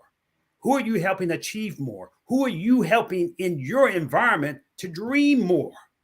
Because right now, more than ever before, people are looking to become more than they are and to dream more, to achieve more. Who are you helping expanding beyond their limitations to become the best individual that they can be? Mm-hmm. You see, let's not get it twisted. Management is handling the resources that we have. Mm-hmm. But as you alluded to, in order to grow, in order to have a business, in order to have a thriving business, and anybody that goes in business wants to have a thriving business, you've got to be willing to break out of that box and say, how do I break out of the limitations and make myself stand out to be the best leader instead of managing or manager that I can be? I think people oftentimes relate leadership and management to title. And I think oftentimes they think that if I have a title that requires submission or subjection to my authority, then I am a leader. And I think that's a true misconception when it comes to it, this whole dynamic of management and leadership. And I think we have a world of people that are just managers. And they're, as you said, they are making sure the resources that have been invested provide some sort of return. But leadership truly is you interfering in the lives of other people to get them where they say they want to go. And that's a completely different approach. Grayson, often I'm the guy that when you are having problems within your company, then I'm the guy that they call. Right. And the reality, often I've been into companies, and whenever I go into, I'm the solution guy. I don't want to hear about the problems. I'm always looking for what's the solution, what's the challenge, and what's the hurdle that we have to overcome. And I've been into certain companies. I'll give you an example. Some years ago, I went into a environment that was for the state.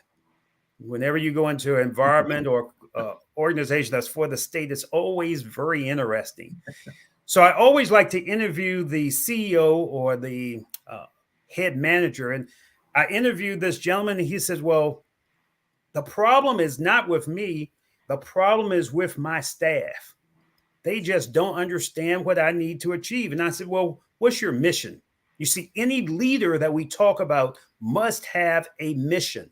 Absolutely. Everybody must buy into the mission. And I asked, he said, well, we got a mission, but I said, do your people know it? It's okay if you know it, but do your people know it? He said, well, I'm not sure. So naturally, I went in and I talked with his people. And his people said one thing that I hope no organization would say. They said, I hate him. Yeah. See that reaction you just gave? Hate is a strong word. Very, very strong. Very strong word. And that's the word that breaks down. That's the word that keeps barriers up and creates prisons in any environment. Absolutely. So the reality, I said, here's the problem. We're not communicating on the same level. We have stopped communicating and we've stopped understanding each other. There's a quote that says, seek to understand instead of being understood. And it's very important, as you had stated earlier, people must learn, regardless what you come from, Generation X or Generation Z, we've got to go back to communicating. So I brought them together and I said, here's what I think we need to do. Let's interview each other and let's ask each other, how is it that we can get better? And how is it that we can come together? When I did that, the CEO at that time says, I just want the best for my people. And even though they don't understand me and my methods, I just want to raise them up. When he said that, the whole room went quiet and we broke through the prison and the limitations that those people for the next 3 years worked as a great unity to become a better organization. Awesome. Here's the point. How are you communicating with the people around you? How are you? And I want any business owner to really write this word down. How do you show the people around you that you care about them? You see, a leader must care about his people and not so much about the dollar. Because if your people know that you care about them, then they will uphold the mission. And from the mission, the money will come. How do you care about your people? That's absolutely phenomenal. I've always shared money should never lead, it should always follow. You talked about communication, and I think a way that most people today don't communicate, they talk. And that's part of the problem. Communication is a two-way street. But in your book, How to Lead During Times of Change, Challenge, and Chaos, in this world that we're living in right now, those 3 C's are more evident and obvious than ever before. Sure. And we are in search of, I believe, as a group of people, we're looking for leaders, not people with titles, not elected officials. I think we're looking for leaders that can truly do just what you described, communicate with people, really bring a caring concern, I'll use the word love, into this place where actually they can be nurtured and grow into the place that they are supposed to be. But how do you lead in these times of the 3 C's, challenge, change, and chaos? Is it different from any other time? We often put leadership in a box. And it cannot be in a box. The way that you lead might be different from the way that I lead. But what do your people need so that you have to? I tend to tell my clients, you have to be an example instead of a warning. There is no day that a leader heads off, because when you think no one's watching, someone's always watching. Absolutely. So the question I tend to ask my clients is, who are you being? Just take for us right at this very moment, while people are listening to our voice, who are you being? Are you being the best Grayson Marshall that you can be at this very moment, so that people will say, wow, I got something from that guy? Am I being the best Wade Randolph, so I can be an example that I can give a message that people say, I took some value from it? Who are you being, and who are you being around your people, so that people will know that you care about them? I have my clients that even it's the smallest things that make the biggest difference. You know, you walk past someone and people don't even say good morning any longer. Yeah, so true. Something so simple.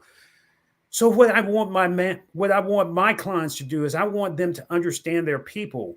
They say that people are the same. No, that's wrong. People are different, and you've got to start to understand them. So one simple thing that we do is I have my owners go back, and anyone that they meet within their staff, they will stop and say, "Good morning, how are you doing? Tell me a little bit about you and tell me a little bit about your day." Because I want them to get to know not the worker, I want them to get to know the individual.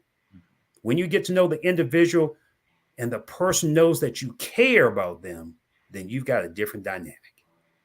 It sets a different environment, and leadership is just that. It creates an environment. And we've had leaders on all perspectives and spectrums. We've had some leaders that have not been the most loving, but still have a people following them. You know, you can look at historical examples of leadership that maybe didn't lead people in the right direction, but the same characteristics apply. Over the last few years, we've had some significant changes in the world. We've had some significant opposition, some challenges. Would you say that leadership today, Wade, is different from leadership 5 years ago? I say leadership is different almost every day. It is definitely different. So right now, the big conversation that we're having in leadership is, what's your character? Who are you? What type of character do you really exhibit? And I'm not talking about the title. You know, we often get caught up in the titles, but who are you behind your words that you will give your word and people will say, if you've said it, I can believe you.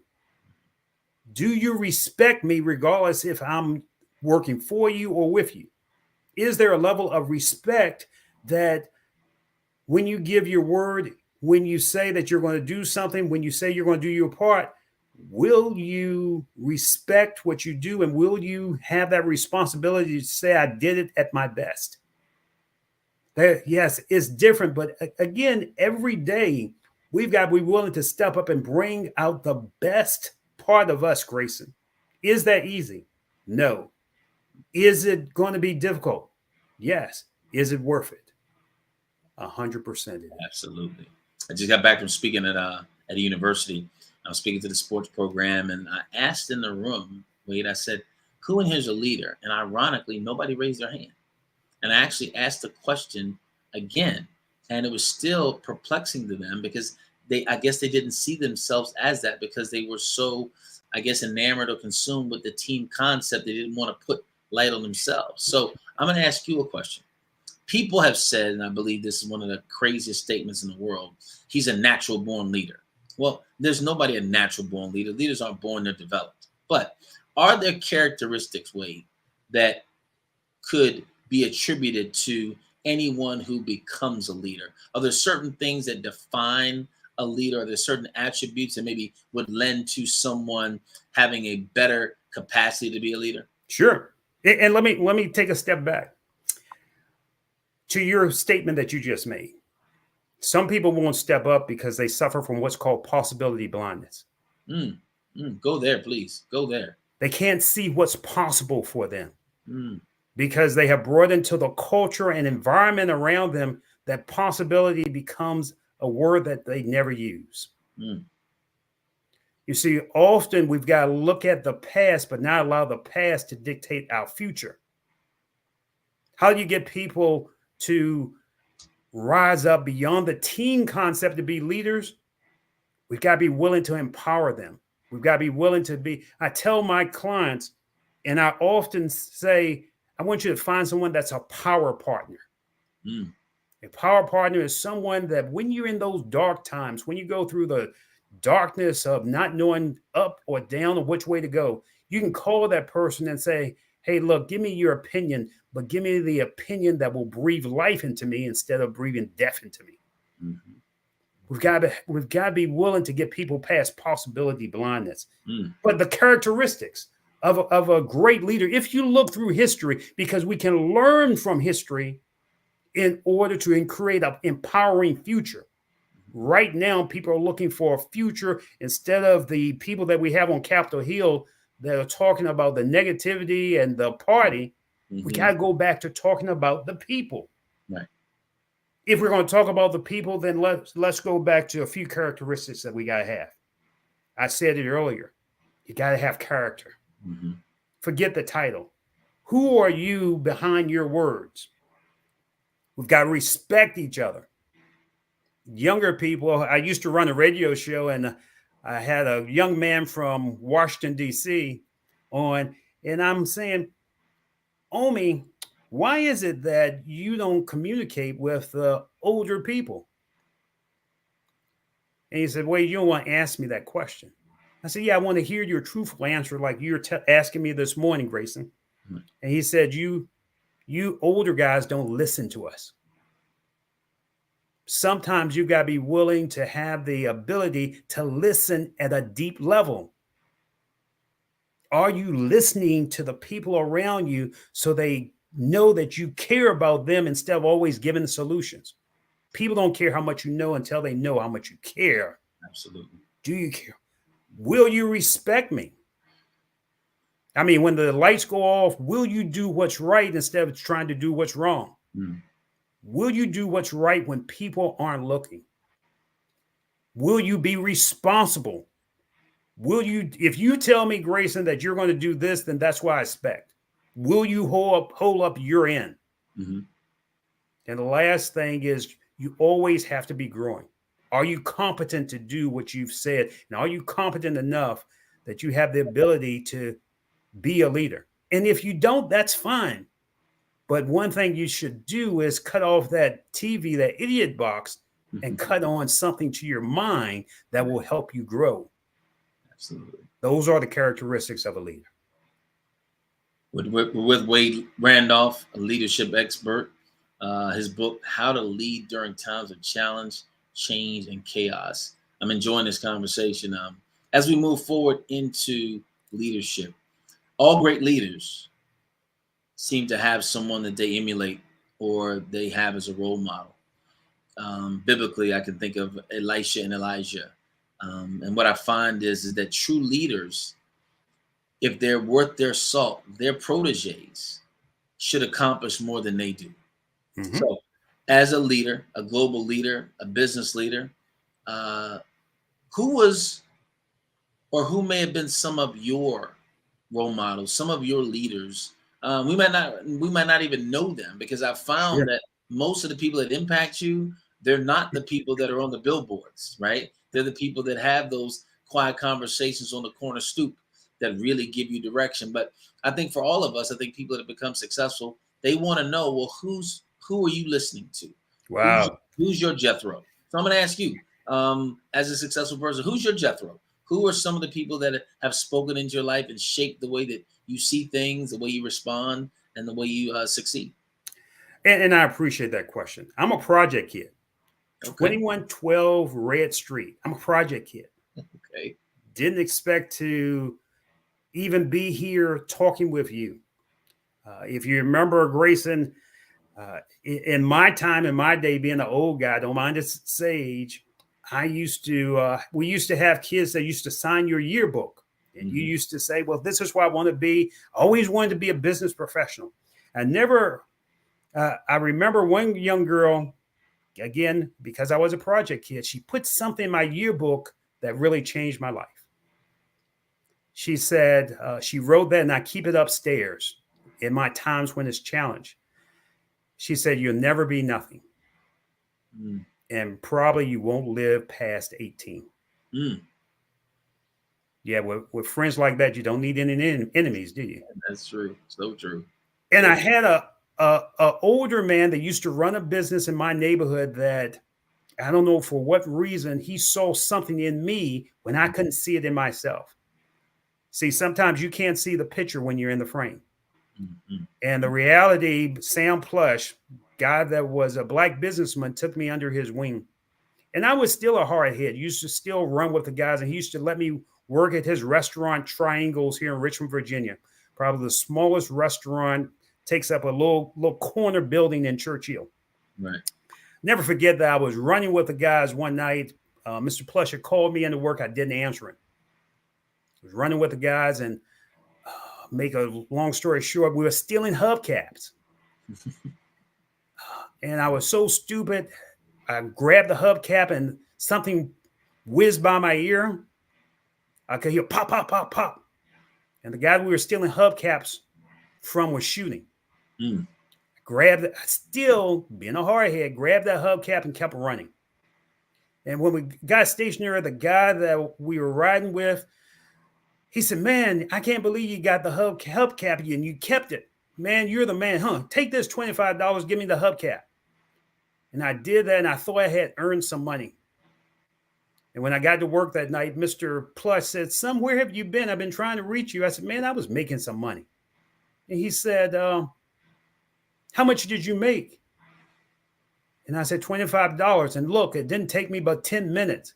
And he said, "You mean you put your life on the line for $25? He said, "Let me ask you something. What's your life worth?" Let me tell you, Sam Plush was a guy that saw more in me than I saw in myself at that time, because he made me think in a new way. So here's the question I ask my clients, Grayson: what's your life worth?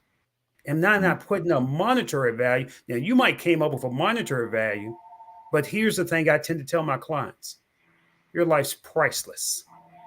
You are priceless. And if you treat yourself priceless, then what would you take a priceless thing in your life to do? Sam Plush, I owe him my life. And I've had the pleasure, if you'd say the other mentor, Les Brown, I've had the pleasure to travel with Les for over 8 years. And Les will always say, "There's greatness in you." And I used to ask Les, "Why do you always say that?" And he says, "Wade, people are born great, but sometimes they can't see the greatness within themselves." Absolutely. Sometimes you've got to work to help people see that greatness. Absolutely. Greatness. See, we are born great, but what we do is not great. Like I said earlier, people suffer from blindness, and it's somebody like yours, myself, and you that we've got to work to help people, not only young people, but older people, see the greatness within them. Absolutely. You know, you mentioned Leslie Calvin Brown, and he and I have a great history as well. So it's amazing how the circles of people seem to connect in the same way. I think, again, like will always attract like. And when you're in that space, you actually gravitate towards folks that are going to enhance where you're going. And that's an important thing. Thank you for sharing that story, because I think it's relative to I think this new generation. We're talking about bridging this digital divide, and what you shared was the communication side of it. Someone who actually took the time to share something with you verbally and communicate it to you that's been lasting with you, and I'm sure it shaped who you are and how you exercise your gifting and giving back to people as well. So I appreciate that. If we're talking about leaders, most of the time we end up talking about the successes. When people want to hear you, they want to hear how Wade Randolph came from the hood and did it. They want to hear the story of the overcomer, because that's motivational and inspirational to most people. But at the same time, there's a story within Wade Randolph's life that involves failure. It involves some setbacks. Sure. So when we look at those, what causes leaders to fail? Because it's going to happen to all of us in this process. But what causes leaders to fail? Shakespeare said, "To thyself be true." To thy own self be true. You've got to learn who you are. Who are you behind your words? Who are you that when it's all gone, that people will talk about you, that Grayson left me with this message. He shaped my life because he was in my presence. So look, let me pull back the curtain on me for a moment. Realistically, Grayson, I've been burned out to the clothes on my back. Only because I wasn't willing to grow. I wasn't willing. I was following the crowd instead of following my own true essence and my own true gifts. And realistically, I was burned out. I didn't have anything. And when you don't have anything, you have to take a real good look at yourself. So I want you to think for a moment and ask the one question. If you didn't have anything today, what would you be grateful for? Mm. How would your level of thinking, and how would you have to change your level of thinking to take you to another level? Who is it that you need to count in, and who is it that you need to count out that you're surrounding with? Mm-hmm. You see, Grayson, when I lost everything, I had to sit down and I had to decide this Wade Randolph is not making it in this world. So what do I need to become in order to bring me to another level? Mm-hmm. This voice that you hear, it came because I walked away from one essence of life and decided to embrace a new level of living for me. That hard head that I told you about, I decided that no, I can't live like this. You see, some people are going through pain because they haven't made a choice. And the greatest ability we have as humans is ability to decide. Mm. I don't care what you're going through. We have moment to moment to moment that we have the ability to decide. And you've got to decide, will you be willing to take a step forward? I don't care how small it is. I don't care how big it is.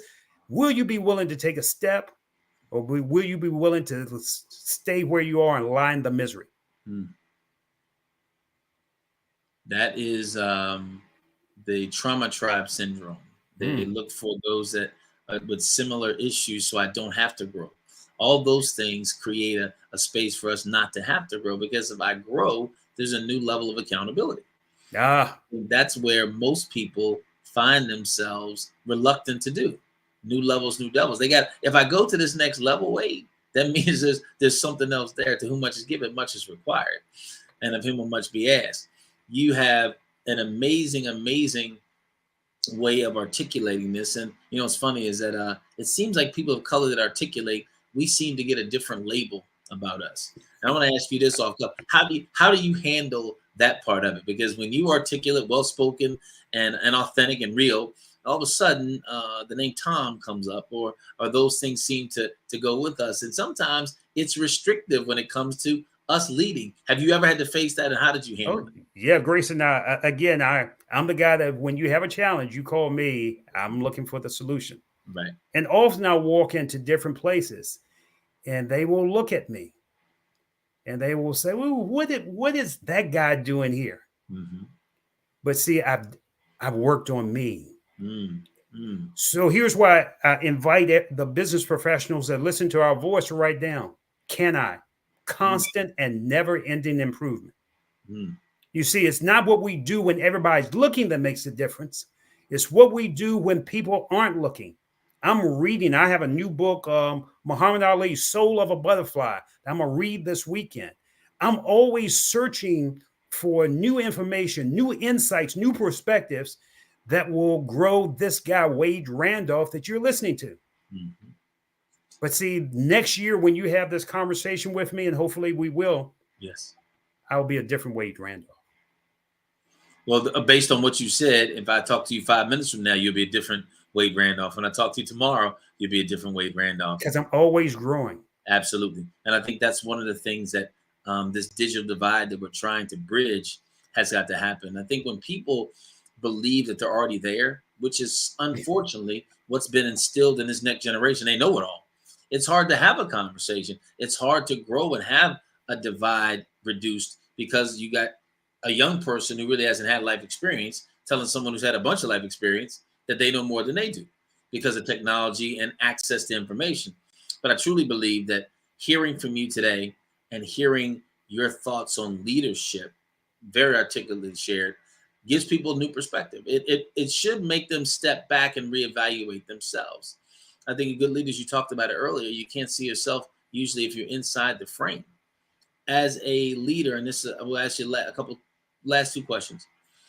As a leader, seeing yourself, having a vision for yourself, how important is vision when it comes to leadership? You know, Grayson, you've got to have a vision. I don't care if it's a vision of what tomorrow will be. I don't care if it's a vision of what the next 6 months. I don't care if it's a vision of what's next 6 years.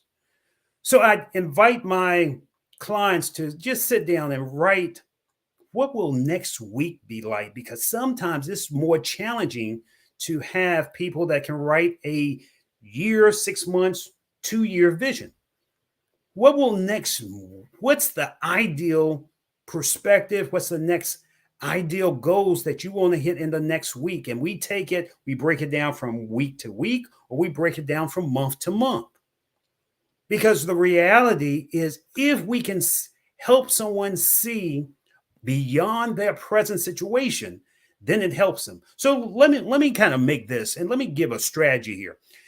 If the audience that listen to my voice, I want you to just draw a line across your paper. And I want you to number it from 1 to 10. 1 to 10. Draw a line across your paper, number it from 1 to 10. And if you do that, I want you to rate yourself right now on a scale of 1 to 10, where you are in life right now. And for some of us, some people might circle it a 6 or 7 or 8. But where you are, I just want you to circle it right now. Questions, please know this. Questions are the steering wheel of the mind. Say that again, Wade. Say it again. Questions are the steering wheel of the mind. So here's a question I want you to ask yourself. If you labeled yourself a 6 or 7 or 8, what are the things that you need to do to take yourself to a 9? And just write those things down. What is it that you need to do in your finance? What is it that you need to do in your personal life? What is you need to do with your family? What is that you need to do with your health? What are the things that you need to do to take your life to the next level? Make a list of those things. And then pick out 1 or 2 things that you're start working on today. Hit those, start working small on those goals until you can capture the big goals. And when you start really working, when you go through the difficult storms of the night, when you kind of wallow with it and wrestle with it and meet those areas that's a block, then you'll start to grow to another level. Wade, it has been nothing but an absolute honor and a privilege. You mentioned Richmond, and that's where actually, had I not gone to Clemson to play college basketball, I was signed and sealed to Richmond University. I would have been a Spider.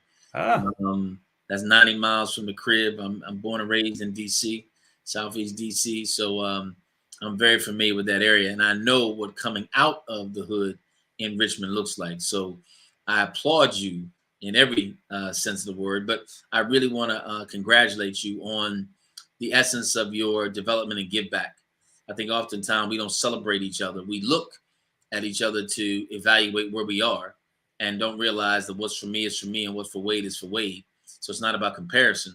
It's really about acknowledging and, again, being grateful for what you're doing, and what you shared today with everybody who's watching now, watching later, is nothing but phenomenal. So I want to thank you personally for what you shared with me, because you dropped some nuggets that I will be using probably later this afternoon. And I will definitely give you credit for them the first time. The second time I heard it, the third time it just dropped in my spirit. So I'll make sure that you get your compensatory accolades for it initially. But you sowed into me this morning, and I want to thank you. And I believe that I can speak for everybody watching now, watching later. You definitely sowed into them as well. Thank you, Grayson, for your time. Thank you for being you. And as I always close, there are 3 types of people in this world: people that make things happen, people that watch things happen, and people that will wonder what happened. What type of person will you be? Thanks for your time. Thank you so much, Wade. Everybody has been Mr. Wade Randolph, one of the leadership experts in the world, who just shared some phenomenal information with you. If you weren't able to see it all, or you missed some of it, do me a favor, go back and look at it, because it will definitely impact you. It should change you. And if nothing else, it makes you look at yourself at a new level of introspection. Thank you again, Wade. Thank you. Wade, how do we get in contact with you? If somebody wanted to have this as something for their company on a personal level, how do they get in contact with you? Randolph Unlimited.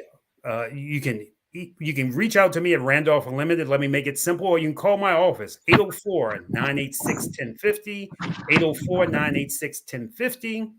You can catch me on the net at randolphunlimited.com, or send me an email at Wade, W-A-D-E, at TheMoreGuy, WadeAtTheMoreGuy.com.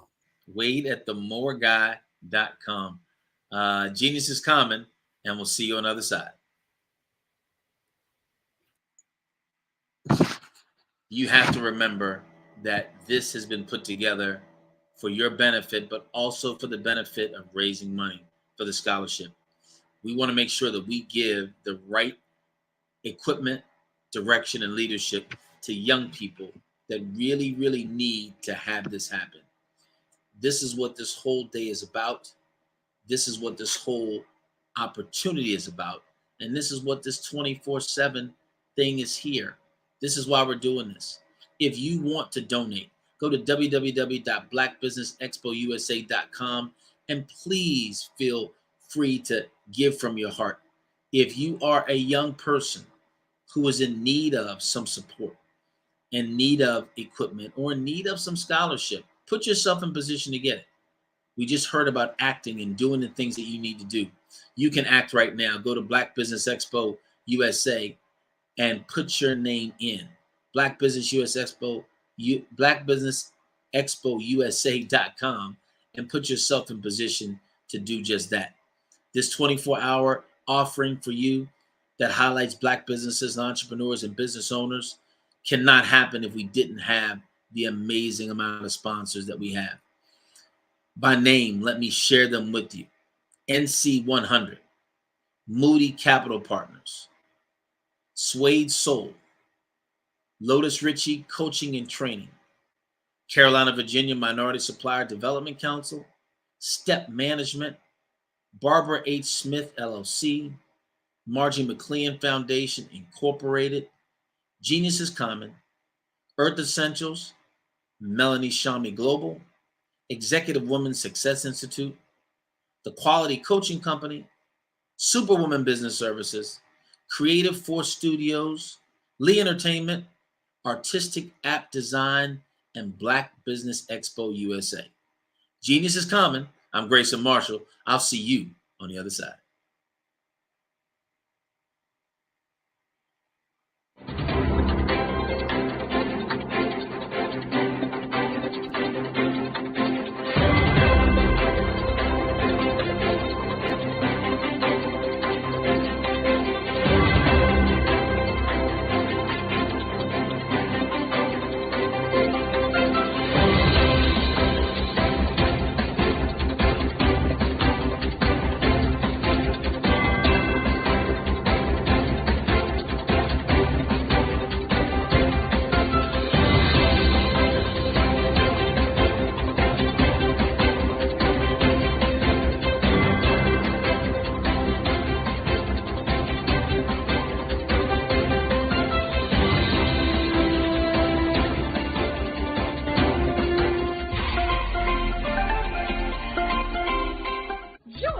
Dr. Eric Kelly III and a host of phenomenal speakers from all around the globe for this 7-day virtual event that you don't want to miss.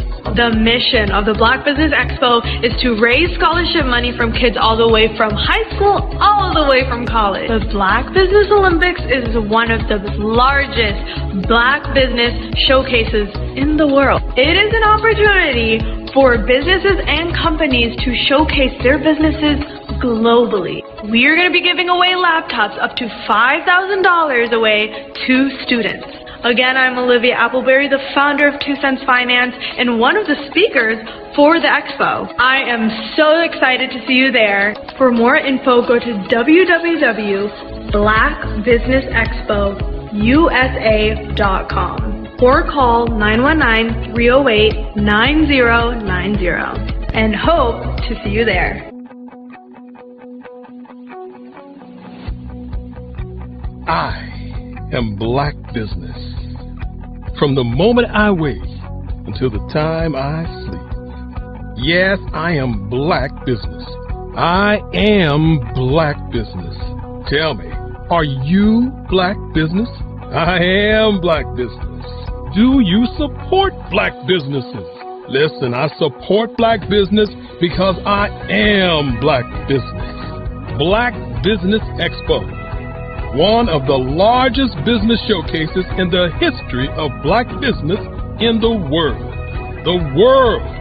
Sign up today at www.blackbusinessexpousa.com or call 919-308-9090. I am Black Business. I am Black Business. From the moment I wake until the time I sleep, I am Black Business. I am Black Business. Are you Black Business? I am Black Business. Do you support Black businesses? I support Black business because I am Black Business.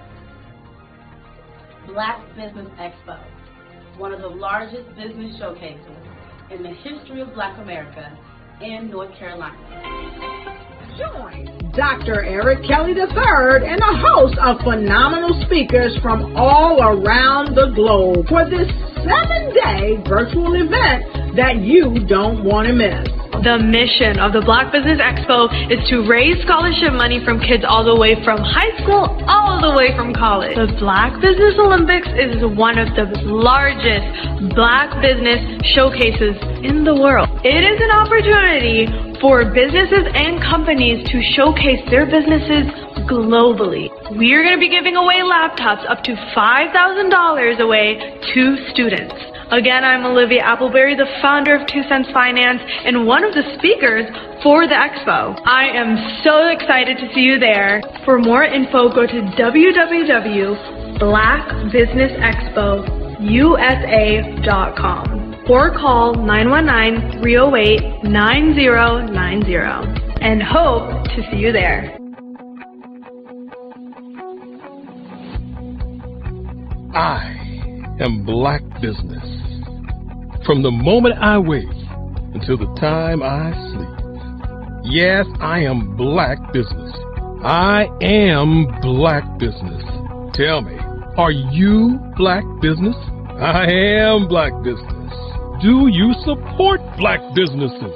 Listen, I support Black business because I am Black Business. Black Business Expo, one of the largest business showcases in the history of black business in the world.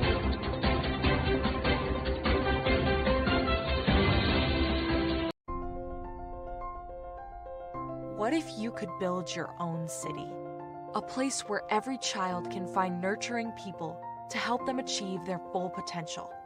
A place where every adult can access job training support, where health education is abundant, where social justice ruled the land. A place without limitations. Welcome. You have arrived at STEM City, USA. It is what every city should be. A safe and trusted community where you find people and resources to help you become everything you are and beyond. STEM City is unlike anything you have ever experienced. It is a digital twin of the world around you, only better. STEM City is about energy and soul renewal. It is more than a digital world. You can almost feel the power of live cultural events, music, and theater. STEM City promises a better future for children with caring mentors and hands-on activities with dedicated tutors to support our youth. STEM City is your passport to a healthy lifestyle with weekly events addressing our community's many issues. STEM City is your financial well-being with helpful information on wealth management, career advancement, job training, and so much more. STEM City is the community you deserve. It is the city where your dreams can come true. STEM City USA, a place in the sky that is accessible to all who reach for the stars.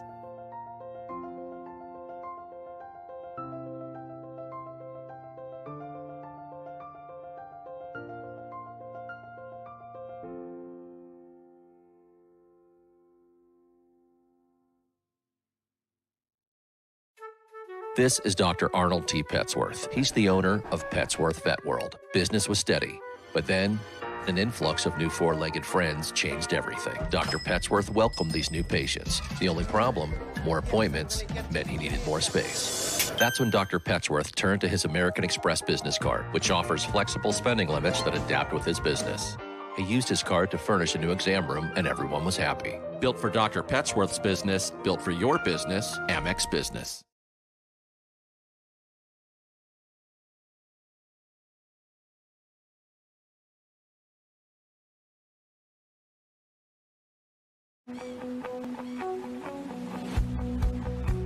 I am Black Business. From the moment I wake until the time I sleep. Yes, I am Black Business. I am Black Business. Tell me, are you Black Business? I am Black Business. Do you support Black businesses? Listen, I support Black business because I am Black Business. Black Business Expo, one of the largest business showcases in the history of Black business in the world. The world. Sign up today at www.blackbusinessexpousa.com or call 919-308-9090. I am Black Business.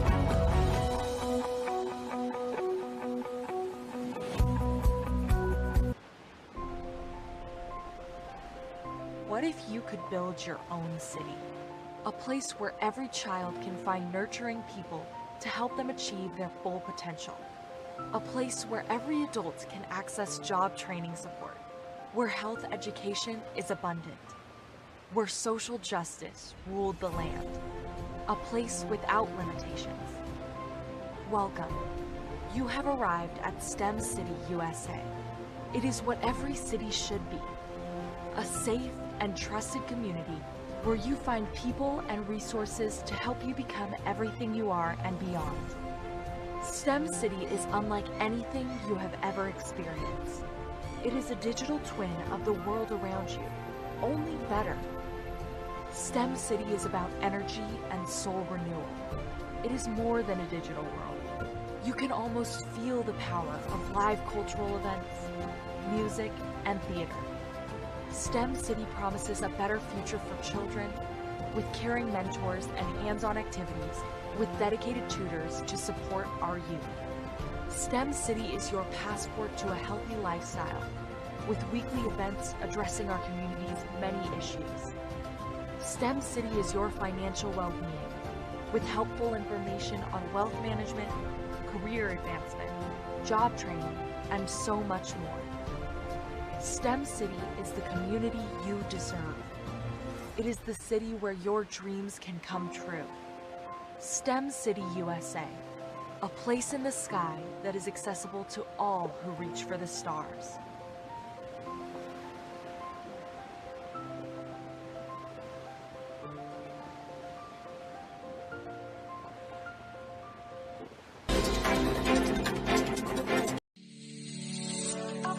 Did you know that our black dollar only lasts for 6 hours in our community?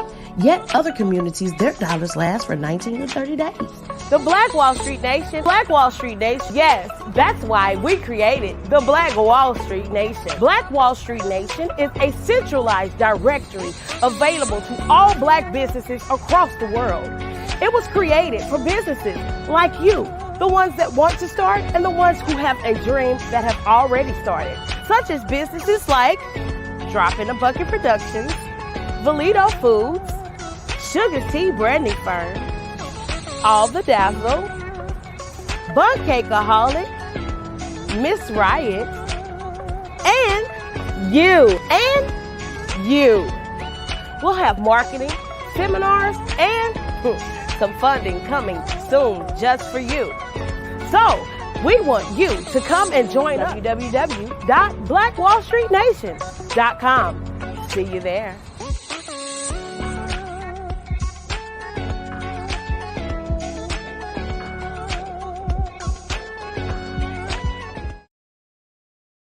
I'd like you to imagine with me, if you will, opening an app where you you can collaborate with like-minded individuals from around the world, get inspiration and in-app tools to launch and grow your business, as well as share your knowledge and earn compensation, all in one app. Well, the name of that app is Truso, short for Truly Social. Hi, I'm Matthew Newman, the founder and CEO of Truso. A new concept in social media, Truso is designed from the ground up to be a platform that's both social and empowering for all its users. How exactly do we do that? I'm glad you asked. First, Truso brings the world together via video. Psychologists assert that video provides a significantly more effective connection than audio only. When you enter a community on Truso, you're face to face. Second, on Truso, you don't have to have 1 million followers to monetize. Our business model allows all hosts and moderators to monetize, no matter the size of your following, by 1, producing fee-based content, and 2, inviting others to join the platform as subscribers. Even more, Truso has an in-app resource library with over 100 free resources, forms, and documents to help you build your brand and grow your business. Third, Truso is inclusive. The deaf and hard of hearing communities make up 360 million people worldwide. Unlike audio-only apps, Truso embraces this community, providing a networking platform that allows them to participate via video and closed captioning. We even have a deaf and hard of hearing foundation in the works as well. Fourth, Truso is both social and safe. We refer to Truso as a virtual extension of the beauty shop, barbershop, and brainchild of the community. A place where there's laughter, along with wisdom, growth-oriented conversation, and genuine connections in a safe.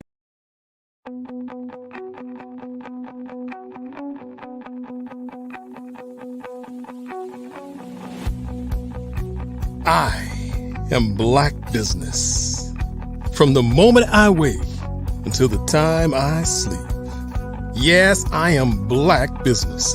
I am Black Business. Tell me, are you Black Business? I am Black Business. Do you support Black businesses? Listen, I support Black business because I am Black Business. Black Business Expo, one of the largest business showcases in the history of Black business in the world. The world! Sign up today at www.blackbusinessexpousa.com or call 919-308-9090. I am Black Business.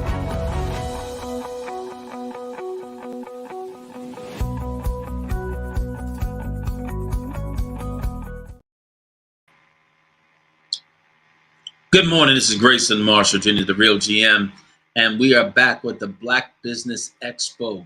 This is the Black Business Olympics, and I've been honored enough to be able to facilitate the first 2 sessions this morning, and I am excited about this third session. This third session is uniquely and significantly sponsored by First Atlantic Insurance Group and Hello LLC. Want to make sure we shouted them out specifically for this next conversation. We've had amazing conversations so far, but I think this one will separate itself in a very significant way. The man I'm about to bring to you's name is Jerry Roebuck. He's been an entrepreneur since age 11. He conceived the biggest event in history of Black America, the Black Expo. He has worked with many Fortune 500 companies on event marketing, advertising, and social issues. Companies like Pepsi-Cola, Geico, Philip Morris, AT&T, Coca-Cola, Chemical Bank, and BET, just to name a few. He partnered with Russell Simmons. Russell Simmons' college classmate to be one of the pioneers in creating the world's biggest global music hip-hop. Straight out of the undergraduate school, Mr. Roebuck is also credited with the strategic and financial growth of TV's Tony Brown Journal, the longest-running program in PBS history, as its advertising representative and media consultant. This was an outgrowth of his ability to secure new sponsors such as Toyota, Walmart, Texaco, and others, which infused the PBS program with millions of dollars in additional gross income. Mr. Roebuck has also been a consultant to many urban radio stations in over 20 markets across the U.S. He's a well-recognized educator and community servant who worked in the Harlem community for over 40 years in business and education. Upon his retirement, he was recognized by the entire New York City Council for his dedicated service to NYC. Mr. Roebuck presently lives and works in Florida and New York City. This segment is going to be significant. 5-Star BDM Media is also a significant sponsor, as well as the Black Expo USA. Without any further ado, I want to share with you this man, his methodology, his mystique, and his message. Mr. Jerry Roebuck.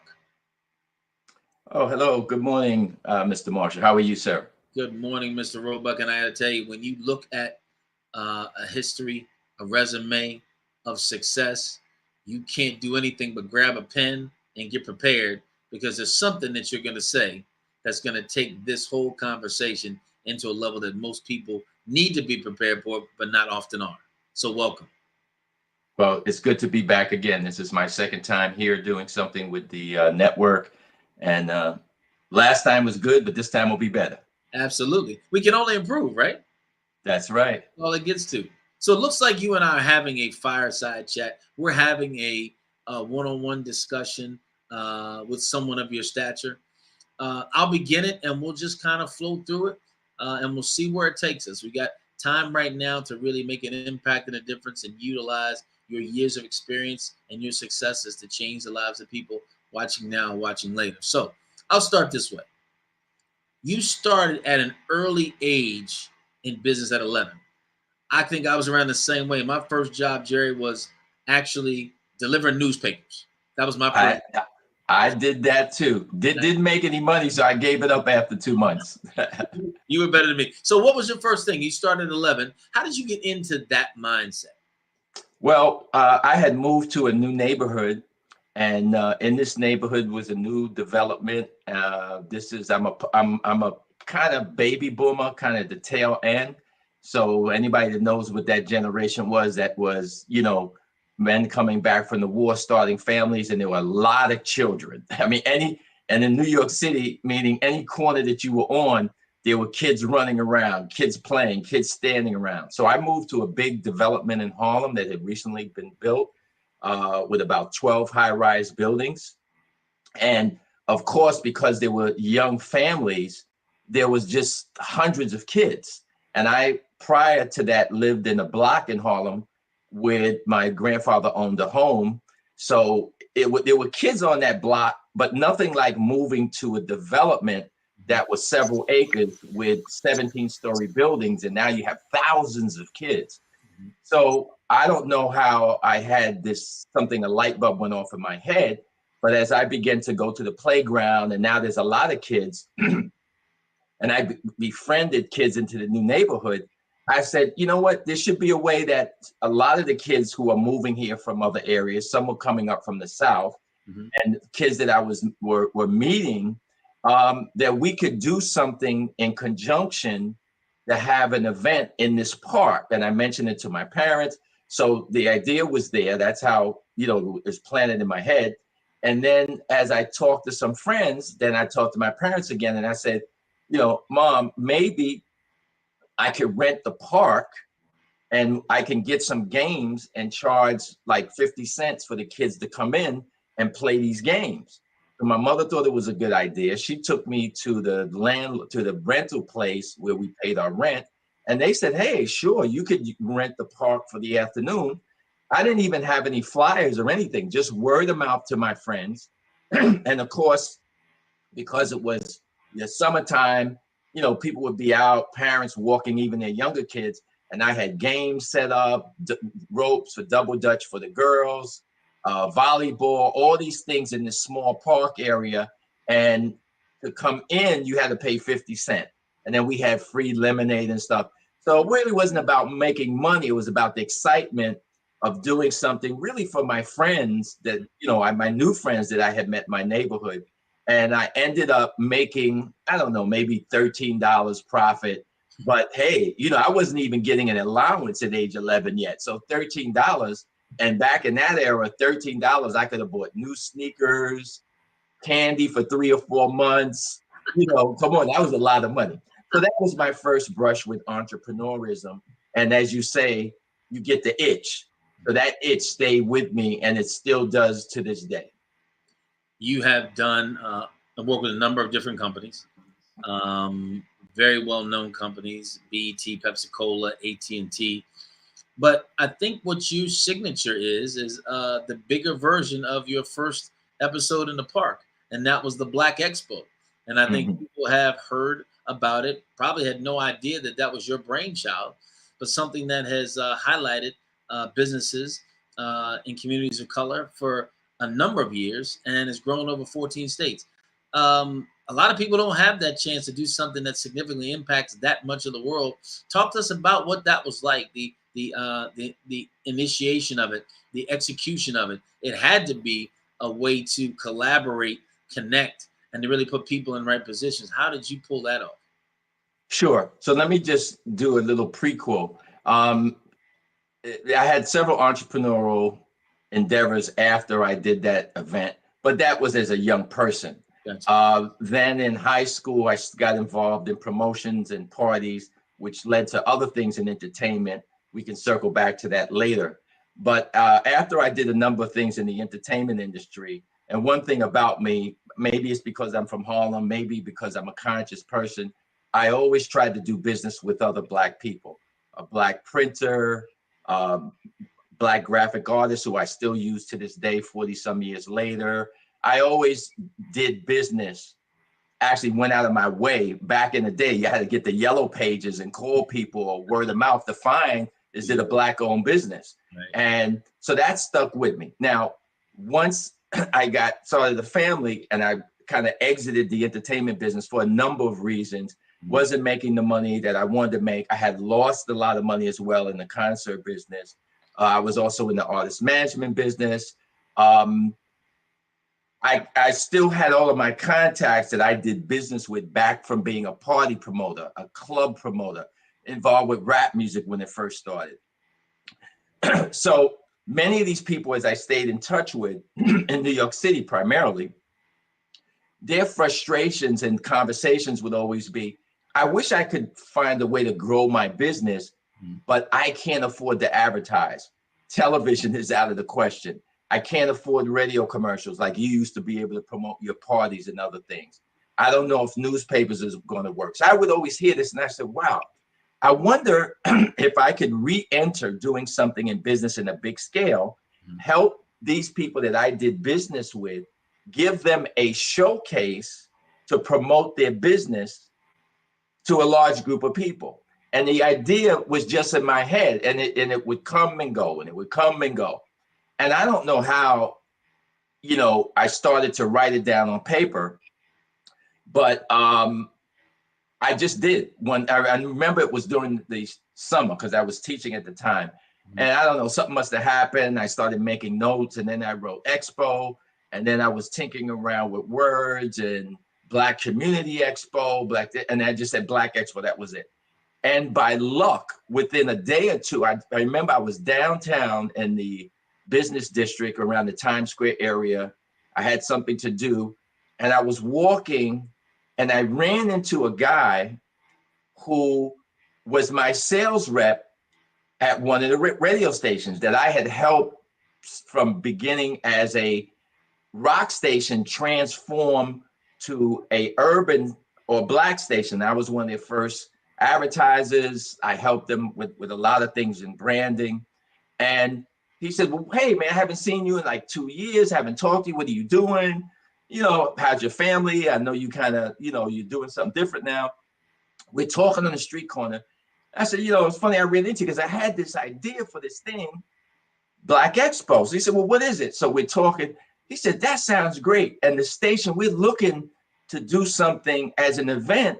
I was just in a marketing meeting to brand the station kind of that way. Why don't you put that on paper and send it to me, right? So I'm getting ready to go that end of that week with my family to Disney with my kids. And I quickly typed something up a day or two later. And I don't even think they might have, no, I don't think there were fax machines then. So I must have took it down there and dropped it off. This was like the late 80s. This might have been 87 or 88. Yeah. 1988, actually. Right. It was summer of 88. I dropped it down there and then I went on vacation. So I'm on vacation at Disney. There's no cell phones or nothing. But I checked you had an answering machine. And I checked my answering machine at home and there's a message from him. And it says, hey, Jerry, I talked to the general manager and the marketing team about this idea that you typed up. This is a one-page thing, my idea, this Black Expo. He said, when you get back from vacation, call me. We got to get you down here to the station. And I'm like, oh, man. So there's no proposal, there's nothing. I get back, I wing it. I wing it. I actually go to the station. I meet with the new general manager who had just been brought in.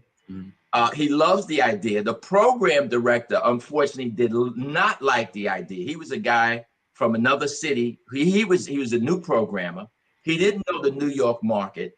And unfortunately, in the meeting, he starts telling the general manager, the general sales manager who's responsible for revenue for the station, the sales guy who I knew, why it won't work. So this takes me aback. But because of my sales experience and being good on my feet, I let him do his diatribe.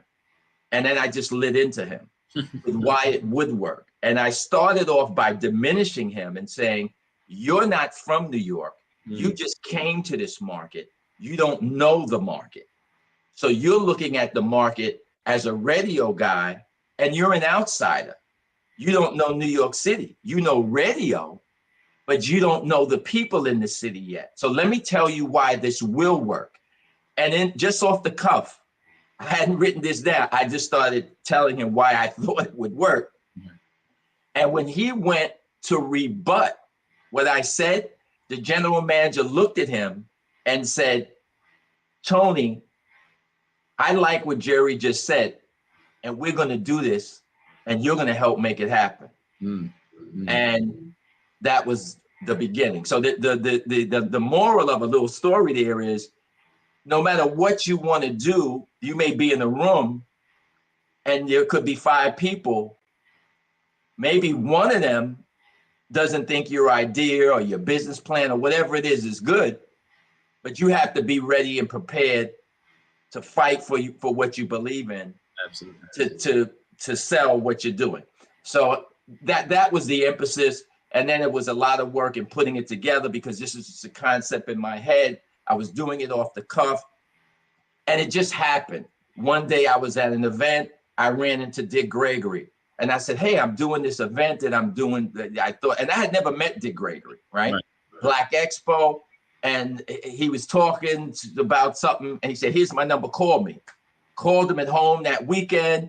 He helped give me some ideas. You should do this because I'm calling him to speak at the event, which he's agreed to do. So he gives me some ideas. Then, I talked to somebody else. Oh, I'm doing this. Oh, that's a great idea. Earl Gray's from Black Enterprise, so it would people, everything in life is timing. Sometimes I tell people you miss the curve because you're too late, or sometimes it's perfect timing, the stars line up and everything works for you. And sometimes you're too early, like happened in my career with rap music, because I was too early. I was involved in it when the major labels had no interest. I could tell you stories about that. Maybe we'll have time to talk about. So the timing was right for Black Expo because there was consciousness in the Black community nationally. The movie Malcolm X had been made. People were wearing red, black, and green. People were still in the pro-Black mindset. The Cosby Show was on TV. A Different World was on TV. Black radio was strong nationally. So because all these things were going on, the consciousness of our community, that the as I said, timing, which I want to get back to later, perhaps, was perfect. The culmination of the Black Expo was kind of the apex of where things were. But if we go back to get to the apex, there had to be some things that got you to this. You mentioned being in the rap game early. What was some of your first attempts at doing this together? Because you said something, Jay, earlier that was unique, and I find this in other communities where they continue to keep their dollar within their own community, the Asian community, the Jewish community, and other communities seem to do that more so than communities of color. You made it a point to do that early. What were some of the other things? You had some early entries into your first desires to make this happen. Those are significant things. What gave you that awareness early, and how did it affect the things you did in the beginning to move you towards being in the right time for the Black Expo? Well, some of it was confidence, and that confidence came out of a number of things. So, having my father in my household, who was, a hard worker. He worked 2 jobs, got up in the morning, like at 5:30, and then get home to 11, having a brother that was a Marine and then a police officer, having positive Black men as role models in my life. I was in the Boy Scouts. My troop leader was a member of the Tuskegee Airmen. In my community, as I mentioned, in Harlem, that baby boomer generation, I was around a lot of Black men, even in my building when I moved to my community, not being in a house with just my grandfather, my older brother, and my father. Now I'm in this large apartment building in this big complex as well, with a lot of men that were World War II vets, and they helped the young kids with sports teams. So we had coaches and guys who, if they saw you doing something wrong, they would say, "What apartment do you live in? I'm gonna go tell your mother." Or they would grab you and take you upstairs to your house and ring the doorbell. Absolutely. "Oh, Mrs. So-and-so, I just want you to know your son was throwing rocks at the maintenance man." Something that today wouldn't happen. So those things were embedded in me growing up in the Harlem community, and seeing a lot of Black men who were doing positive things, though they didn't have a lot of opportunities, inspired me. So when I would meet Black entrepreneurs, I somewhat knew their struggles. I knew that a lot of the Black men who Percy Sutton, who I knew, who was also a Tuskegee Airman, who was the attorney for Malcolm X, who owned WBLS radio station, who I knew until he passed, was someone that was a role model. And I, got to work with him. But knowing, even though he was highly successful in New York City, owning inner city broadcasting, owning the Apollo Theater, the struggles that he went through. So all of those things made me want to say, if I can help these Black people, I can make money and help myself, and they can make it as well. And we could recirculate our dollars, as you said, other communities do. And I remember watching an interview. This was recently, where a gentleman was interviewing someone from the Jewish community. And he said, "Can you tell me why it is that Jewish people are so wealthy and so successful in business?" And this is something that I knew, but the Jewish guy said to him, "It's because when I make money, 5 other Jews who are in business make money." And the guy said, "I don't understand. What do you mean?" He says, "Because when I get $1, meaning, as an example, he didn't mean $1. Let's say if he got $10,000 or whatever, that money gets recirculated with my Black accountant, my Jewish accountant, my Jewish attorney, my Jewish land guy who owns the landscaping company. He's not doing the work, but he owns the company. Right. My Jewish management company." And he just explained to him how everybody in his downline, and he does business with, is Jewish, and he has nothing, but he's ashamed of saying that. And then those people do the same thing. So as his business grows, their businesses grow. And then that one person is doing the same thing 4, 5, 6 times over with other Jewish people. So just imagine if the trillions of dollars that we spend, we were doing the same thing. Just imagine in the entertainment industry alone, hip hop, which had been dead really just a decade ago almost, if the Jay-Z's of the world, if the Drakes, even though Drake is half Jewish, but I'm talking about people who could sell out arenas all over the world, whose tours gross hundreds of millions of dollars if they use Black trucking companies, Black production companies, Black sound crews, Black promotion companies, all up and down that down line. How many jobs would they create? How many young entrepreneurs? And then those entrepreneurs go out and do business with other Black people, then in each city. Do you know how much money would circulate in our community on an annual basis, just in that one specific area of business? So, you know, these were things I had in my head as a younger person, and also getting back to Black Expo. That's what Black Expo was about. So when I went to every city, I dealt with a Black sound company if there was one, Black security company. I made sure that Black vendors, even though I was coming into Memphis or Dallas or Houston or Kansas City or Detroit or Philadelphia or Washington or Jacksonville, Florida, or Miami or Fort Lauderdale, Florida, or Charlotte, North Carolina, or Richmond, Kansas City, Memphis, Oakland, LA, all the cities I'm mentioning to you. I remember, because I'm remembering all these people. Even when I was in LA, it was, believe it or not, kind of hard to find a particular Black security company that I wanted. So I found two LAPD officers who had just started a security company. Because, you know, in California, LA, you have gangs. So I had concerns about not just having more cops at the expo. So, you know, I would go out of my way, though I'm halfway across the country, to make sure that I was getting in my downline of spending my money, Black vendors in the local market to help me facilitate executing Black Expo. You know, Jerry, let's talk about that for a second. Why do you think that it is a unfortunate situation that communities of color and Black companies don't use vendors that way? Why do you think that is? Because we heard about the $1.6 trillion that we actually have access to, that we don't mind spending in other places. So is it the fact that maybe we don't venture into those businesses and we're not there in position for them? Or is it the level of expertise or level of excellence that we operate with? What do you think it is? Because someone who's been around where you've been and dealt with the corporation that you dealt with, made the significant impact that you've done, the collaborations with the Russell Simmonses and those of the world, why do you think that's the case? Why do you think that a Jay-Z doesn't go on the road and make that a priority? I wish I had an answer. There's not, let's say, I'll use the term silver bullet to even solve this problem.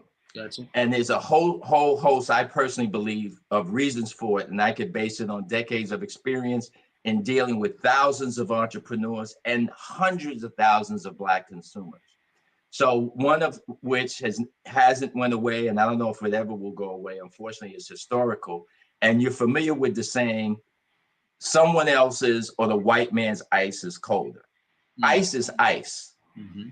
But that historical narrative is, if an ice truck comes down the block and there's a white man selling it, and another ice truck is coming down the block and there's a Black man selling ice, as a community or as the Black people in the block, more of them will go towards the buy ice from the white man. And this is a saying, as you know, that's been in our community forever. So whether you want to say that's crabs in the barrel, or belief that the white man's ice is colder, or it's just that someone else, our ice is inferior, I don't know the answers to that, whether it's psychological, is it social, is it crabs in the barrel, but it exists. You have to say that. So overcoming that is a social issue more than a business issue. Because if you're the Black business and you try to take that on as an issue, you'll go out of business just trying to address that. Because no matter what you can do, you can't defeat that. You'll spend more money in marketing than the white man, and you still won't get the business, and you'll go out of business. You'll spend more time trying to convince the Black person to do business with you just because you're Black, and you'll go out of business. So all we could do as a community and as business people is try to get on by knocking on somebody's head and get them consciously to spend money with you and appeal to them in that way. I used to have to deal with that even back in the club business, where one of the clubs that I dealt with was a Black-owned nightclub, one of the first back in the disco era. Leviticus, which was in New York City, right around the corner from the Empire State Building, was owned by a group of Black men. And once disco really became popular, a lot of people wanted to go to the white clubs. But we had a Black club that was downtown, and I would try to tell people, hey, there's a Black-owned club, and some people would, hey, yeah, well, let me go here. But even back then, you had people, they wanted to go be at the white club. Okay? That's never going to go away. So I don't think we'll overcome it. But the answer or the solution is to get business people, and that was my mindset, to try to get other business, for us to do business with each other and have a message to the community. And that's what Black Expo was about, recirculating our dollars amongst each other and buying from each other. And if you could work on that mindset to do that, then maybe we'll be successful. And in today's world, because things have changed since I was doing Expo in the late 80s and through the 90s, of course, we have social media and we have the internet. And I'm glad to see there's websites that you can go and find Black products. You can even go on Amazon and they have, a Black marketplace. So all of these things are good for our conscious people. And we can overcome some of what I talked about, as opposed to going into a store and it's a Black business. Oh, now I'm gonna go down the block and see what the white business has. No, you can go online and see it. So I think we're getting there, but I think the big problem is we have too many Black people who have made a lot of money and they don't have any consciousness at all. And unfortunately, we really have to still do something about that, because you see these individuals, they listen, I don't mind calling people out, like Floyd Mayweather, guys who go into, a high-end Louis Vuitton store and brag about how they just spent $20 million, but you never see them go into a Black business and even buy cookies. They'll love to go and show how much money they spent at a Jewish jeweler or an Iranian jeweler or whoever, and walk around with bodyguards. I just spent $5 million on a watch and a necklace, but you never see them promoting. And I'm not saying that they haven't, but I've never seen them go and say, oh, you know what? I wanted to buy a new Rolls Royce, and I know there's a Black Rolls Royce car dealer in Atlanta. So I'm gonna fly my private jet down there and I'm buying my Rolls from him. And guess what? The next time you need to buy something, you need to support a Black business. You know how easy it would be for these guys to get on Instagram and do something like that? But they don't do it. And it's unfortunate. As well as you do not see them, I don't want to call out an artist, but whoever the artist is when they're doing a national tour, and it would be good for them in their own community. And the Jewish community would say, then you wouldn't have guys like Donald Sterling, who owned the Los Angeles Clippers, say, oh, I make a lot of these Black basketball players rich and I don't see them do nothing in their community. Imagine if we had these artists and they were going to start their tour and they did a press conference or Instagram and said, this is my sound company. This is my trucking company that's going to truck things all over the country. This is who's a production company. This is who's doing the social media marketing for the tour. They'll benefit from that. I'm sure you know about Taylor Swift and how big her tour was, gross $700 million. At the end of her tour, she gave out, not just in salaries, what the people made, she gave each person in bonuses $100,000 to $200,000. I don't want to call out any Black entertainers, but some of them are grossing just as much, and you don't hear about them doing nothing in our community, and it's unfortunate. And I think that, Jerry, I'm glad that you actually spoke to and articulated some of those things, because I think one of the things that isn't said enough is that, when it comes down to it, you could have a significant impact there, but you don't. And I think it has everything to do with, no matter how much money you make, there's still a sense of insecurity with all of those folks. And they're still trying to fit into a narrative to be accepted. And I think that one thing that you did that you stepped out on was you were going to make yourself accepted in a space that was good for you. And I think when we try to blend in and be something that we're not, there's still this hesitation about, am I really this person when it comes down to it? So what you did, when I'm looking back at the things that you did and the pioneering that you did, see, none of these guys you're talking about were pioneers. They followed someone else. You know, when you look at the pioneers, they're the ones that really made the impact and the change. You mentioned Malcolm, and we look at Muhammad Ali and those guys that were very much about their color, but they were very much about making significant change and impact through their actions. And I think that's a part of it. And they weren't afraid to speak truth to power. Mm-hmm. And I think that's what you did in creating the Black Expo. You spoke truth to economic power. You said, okay, I'm going to present a place for us to have it. I'm going to present a way for us to exchange it and dialogue and actually collaborate. If we don't choose to, that's not my fault, but you can't say that it doesn't exist. You can't say that it's not there. And I think having excuses a lot of times is the easiest way for us not to raise our level of accountability. What I just heard you say was the level of accountability you want to highlight. You want to make sure that we understand what our personal responsibility is and how we can effectively make significant change when it comes down to it. You're talking about business. You've had a bunch of successes in it. I've asked this before, and it's important to me, and I think it's important to our audience. What's more important, a mentor or education?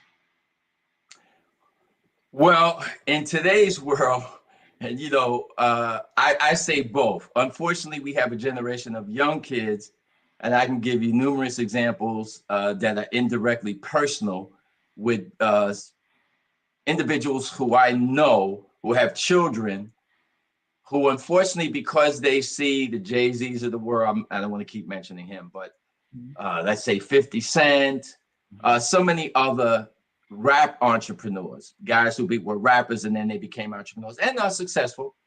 I'm not taking anything away from them, but we're dealing with people, for the most part, who are high school dropouts. Even Puff Daddy, okay, he finished high school, went to Howard for, I think, a semester and dropped out.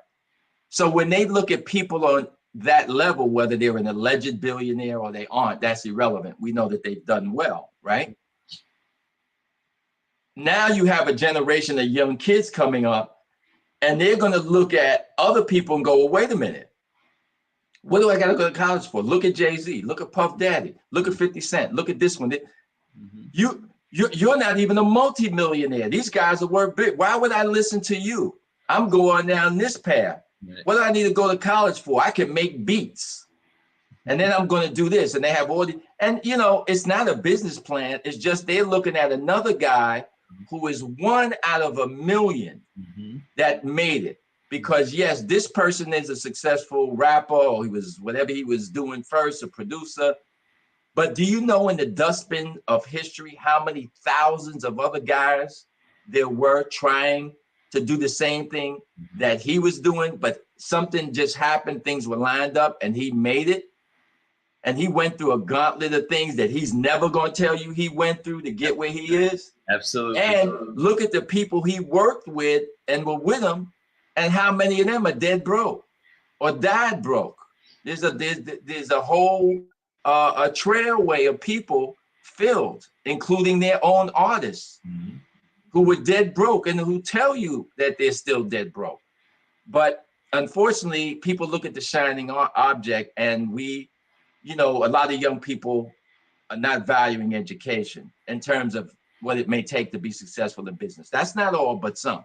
That being said, mentoring is important. And I grew up in a generation, as I said, we had those mentors that we looked at.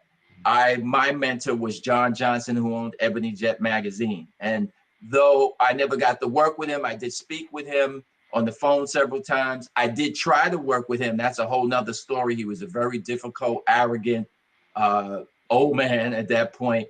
And he wasn't the type to really help people. He was the opposite of a Percy Sutton or Earl Graves. So, but the Earl Graves, the Percy Sutton, great people.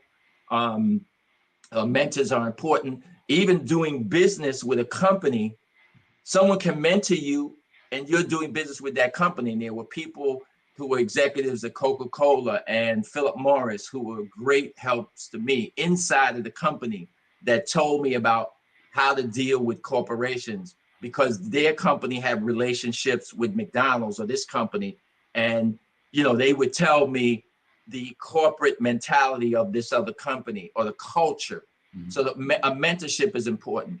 Education is important in today's world. There's nothing like experience. So if you can get a degree in business and have a focus on marketing or finance or management, it can only help you as an entrepreneur. And what I tell a lot of young people, and I reflect back to my life, education is important, because if you don't make it in, you know, stepping out there on your own, you have something to fall back on. One thing someone can never take away from you until the day you die is your education, what you have in your head and your degree. You have that for life. You could have a successful business and tomorrow you could be out of business, whether it's a lawsuit or markets change or competitor comes along and underprices you and you're gone. Your education, you have a degree in education. Right now, they need teachers all over the country. You can go and get a job and start tomorrow. If you have an MBA in marketing, especially in something like technology or social media marketing, and you have your own business and things don't work out, you can go to Silicon Valley and get a job in a heartbeat, or any Fortune 500 company. Right. So your education has a price tag that you cannot assess, because if you got a job making $300,000 a year doing marketing, and then your entrepreneurial dreams fail, and you then get a job in Silicon Valley and you have a 20-year career, that 10 or $15 million, let's say $7, $8, $9 million you may make in your career, you may have had a business and you may not have netted that over that period. True. So, you know, get an education. Nowadays with computers and the internet, you can be an entrepreneur at night. You can be an entrepreneur on the weekend. And as you know, if you have a product on the internet, you can sell 24 hours a day. You're making money when you're sleeping. Absolutely. You could not do that 20 years ago. No, that's the best money to make. You talked about 20, 30 years ago. We are with Jerry Roebuck. And as we're winding down here, Jerry, the Black Expo is obviously your signature, but you've done so much in your lifetime. Let me ask you about the Black Spirit Group. What is the Black Spirit Group and what is their mission? Sure. The Black Spirit Group is a nonprofit organization that was recently launched a few months ago. It's a membership organization. We haven't rolled out membership to the public yet. It's just for the founding members. And what we are attempting to do, number one, is maybe be those mentors to young Black men, who specifically men and young boys who want to be entrepreneurs one day. So that's one of our goals. The other is to try to work with corporations in a way so that we are doing some of what a Jesse Jackson was doing decades ago, which is now, as you know, unfortunately, Jesse is not in the best of health, and his organization is, you know, they're still around, but they're not really active. But what we hope to fill a void in is holding corporations accountable, especially in this particular political or business climate, to still support our community. Because if you are aware of what a gentleman named Edward Bloom is doing, who just ended affirmative action and who I predicted 6, 7, 8 months ago in a podcast that I did, that affirmative action would end in the next meeting of the Supreme Court, as it did with the case that he brought, and that unfortunately he would then go after other things, as he now is, which is targeting corporations, not just educational institutions, because that's over, but targeting corporations in terms of doing business with having Black set-aside programs, Black internships, anything having to do with helping us, people of color, or Black people. I'm just going to say Black people, okay? In addition to that, now, though the Supreme Court decision said, with the exception of affirmative action for the military academies, because we need Black officers in the U.S. military, the Supreme Court said that could stand. However, he is now suing, just 2 weeks ago in New York State Court, the U.S. Naval Academy, because they have a program to help get African Americans into the U.S. Naval Academy. But the sad part of this is that there's a concerted effort to keep corporations from having any programs to help us as Black business people, or even as an example of Kellogg's, which had a program to try to get Black chefs into their company to create dishes of future products, and they're being sued. So the danger is that a company that wants to say, we're going to set aside 15% of our contracts to do business with Black people, or we're going to even do outreach to try to do business with the Black community, they're going to be threatened with lawsuits. So somebody has got to stand guard and say to these companies, wait a minute, just because somebody is mouthing off or threatening you with a lawsuit, you can't abandon us, the Black community, because in many cases, without us, you're not in business because we're your profit margin. And as I said, Jesse can't do this anymore. Somebody's got to step up and address this issue, we feel, which is very important, to tell these corporations, you can't back down from supporting our community, because if not, our historically Black colleges are going to suffer, because they're going to say, oh, you're specifically giving money to a Black college and you're discriminating, because this is money that could be going, not let's say to a white college, but just to a college period. And that's racial discrimination. You Corporation X is discriminating. And they'll put this out there, and then the white community is going to go, just like with Budweiser, with the Bud Light, with the trans, oh, but so-and-so is discriminating. They're giving money to a Black college. Now you might say, as a Black person, oh, that can't happen. How could that? But this is the road that these people are going down. And if we as a community don't stand up and talk to these corporations and saying, hey, wait a minute, don't do this. Plus, on top of this, after George Floyd, you guys made all these promises over the next 10 years, what you're going to do in our community. Now you're going to pull back. And that's everyone from the NBA, that on their website has I think it's a $50 million commitment to work with Black youth throughout this country and all types of programs. Are they going to pull back because they're going to get sued by Edward Bloom because the NBA is doing something and, oh, it's only helping Black people? Well, if it wasn't for Black men, there'd be no NBA. You know what I'm saying?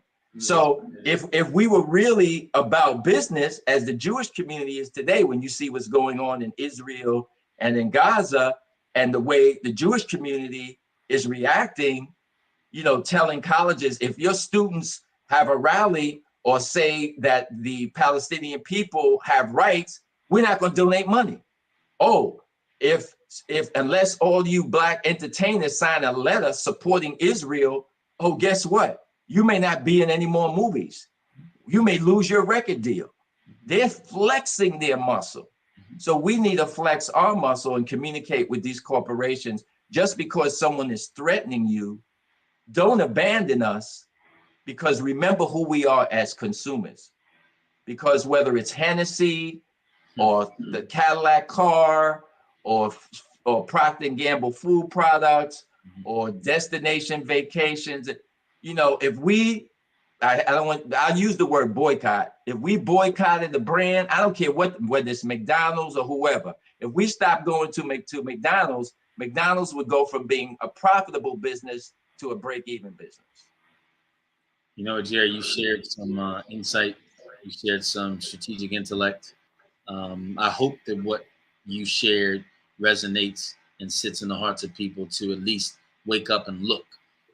Whether they act immediately or not, that's totally up to their own conscious level and where they want to be. But the fact that there are people that are expressing the need to have some significant changes in the marketplace economically, and understand that your buying power does have influence over the current economic system, whether you want to believe it or not, then you can actually begin to the inception of making some change. So I want to thank you for spending an hour with us today. We went a little bit over, but I think it was well worth it, because what you shared is from the heart, it's from the experience, and it's from realness. And I think people need to hear more of that. So with that being said, I just enjoyed your time today. I enjoyed everything that you shared. I enjoyed walking down memory lane with you, from the New York parks to the Black Expo. and everything in between. So thank you, my friend, for your wealth of knowledge and your commitment and time today. Well, thank you, Mr. Marshall. It's been a real pleasure.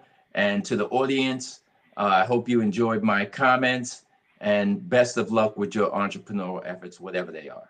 And Jerry, now how can I get in touch with you? Everybody out here may want to pull on your ear, and I know that your time is valuable and you don't have much, but is there a way that they can reach out to you to contact you if they wanted to collaborate, partner, share, or get some information? Sure. The organization that you mentioned, and I just got finished telling you something about, is a good way to reach out to me. Okay. It's Black Spirit Group. So you could go to blackspiritgroup.com, blackspiritgroup.com. And on the website, you can send an email. There's also a number that you can contact me there. And if you wanted to send an email, you can send it to blackspiritgroup@gmail.com, blackspiritgroup@gmail.com. Thank you so much, guys. I hope that you wrote that down.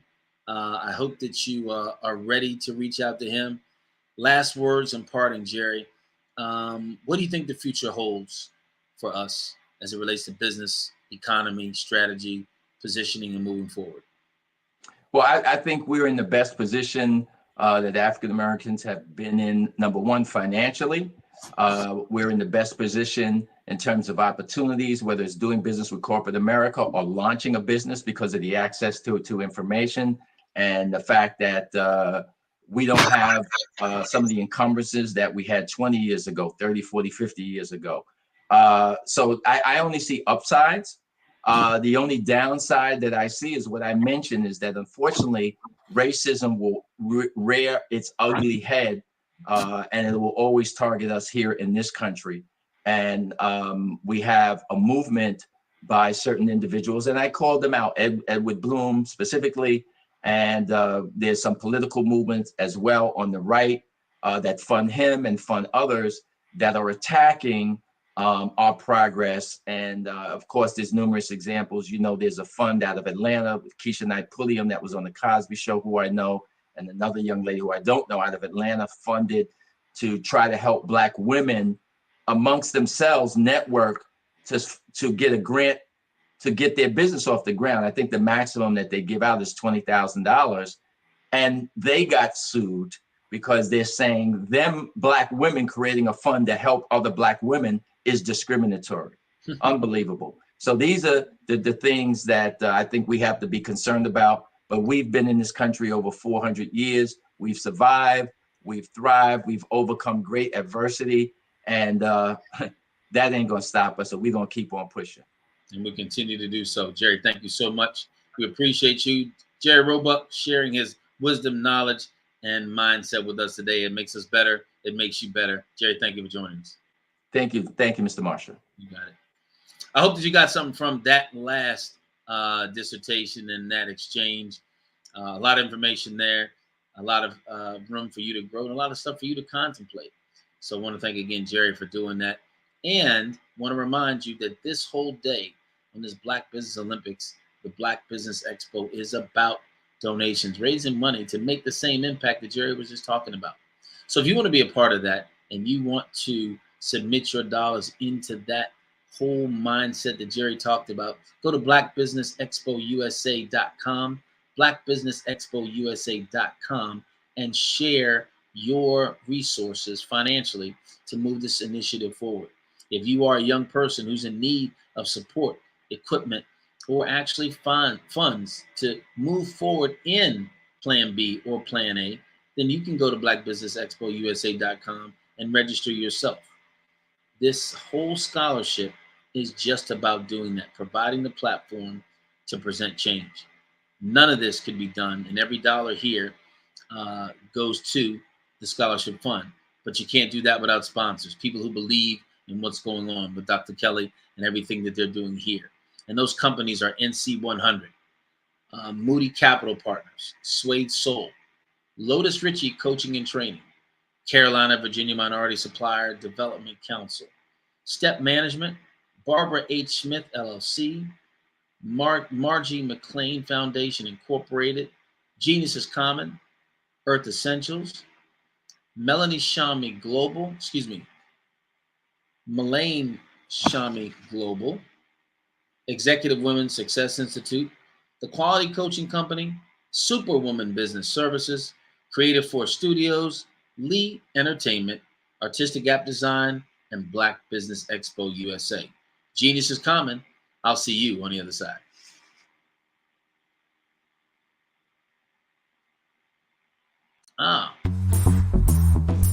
Attention all entrepreneurs and companies. Are you looking for reliable and efficient virtual assistants and back office support to help you manage your business tasks? Look no further than Superwoman Business Services. Our team of virtual assistants provides a full range of administrative support services, including operations management, social media marketing, and much more. We also offer website design services to help you create a professional online presence that reflects your unique brand. In addition to administrative support and website design, we offer business development and structuring services to help you grow your business and achieve your goals. We'll work closely with you to identify areas of improvement and develop a customized plan to help you reach your full potential. At Superwoman Business Services, we understand that running a business can be overwhelming and time-consuming. That's why we're here to help you fly high and achieve success. Our virtual assistants are highly skilled, experienced, and dedicated to providing you with the support you need to thrive. Come fly with us and take your business to new heights. Let us help you become the superhero entrepreneur you are meant to be.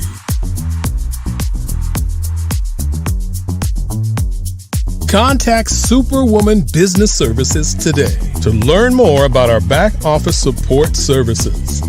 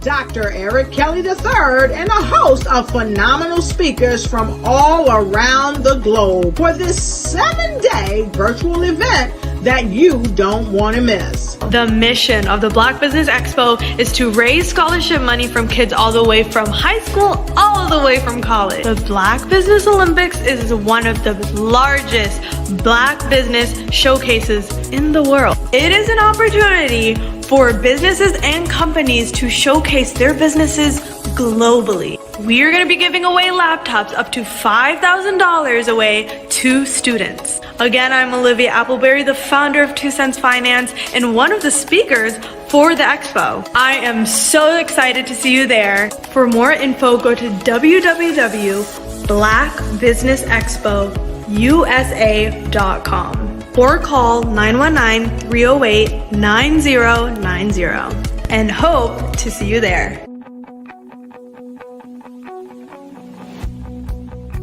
I am Black Business.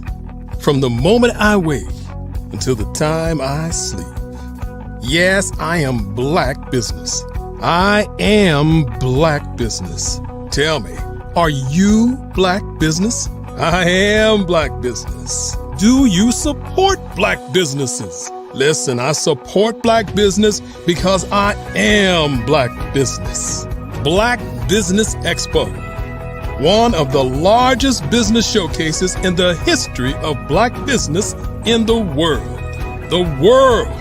Sign up today at www.blackbusinessexpousa.com or call 919 308-9090. I am Black Business. I am Black Business. From the moment I wake until the time I sleep, I am Black Business. I am Black Business. Are you Black Business? I am Black Business. Do you support Black businesses? I support Black business because I am Black Business. Black Business Expo, one of the largest business showcases in the history of Black America in North Carolina. Sign up today at www.blackbusinessexpousa.com or call 919-380-9090. I am Black Business. I am Black Business. From the moment I wake until the time I sleep, I am Black Business. I am Black Business. Are you Black Business? I am Black Business. Do you support Black businesses? I support Black business because I am Black Business.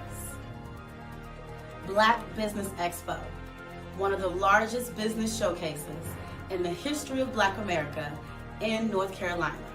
Sign up today at www.blackbusinessexpousa.com or call 919-380-9090. I am Black Business. I am Black Business. From the moment I wake until the time I sleep, I am Black Business. I am Black Business. Are you Black Business? I am Black Business. Do you support Black businesses? I support Black business because I am Black Business. Black Business Expo, one of the largest business showcases in the history of Black America in North Carolina. Sign up today. How many times have you been asked to help someone you didn't even know, a student, a business entrepreneur, or did you ever even ask, where did they end up? That business, that friend, that entrepreneur. Well, just maybe they ended up in a gang, bankrupt, homeless, or worse, dead. Maybe they turned to crime, drugs, and alcohol. Did you ever wonder? Did you destroy their dream, or was your life always so easy? At the Black Business Olympics, we started a movement to help students complete. Give them hope and foster success. Help them to leave their dreams of providing laptops, computers, and up to $5,000 in scholarship funds. Today, we ask you to help a student, a business owner, or an entrepreneur to realize their dreams by sponsoring them, supporting them, and buying from them. Consider this. With $1.6 trillion in our Black community, we only ask for a small donation for our students, our businesses, and our entrepreneurs. And you can change a life today. So I ask you, what are you going to do? Sit on the sideline and watch our students in high school be losers, miss out on their dreams from lack of resources? Or are you going to donate to the movement and change their future and yours as well? Give us a call today at 919-308-9090. Change their life by investing with action to the Black Business Olympic Fund. The Black Business Olympics, one of the largest business showcases of Black business in the history of the world.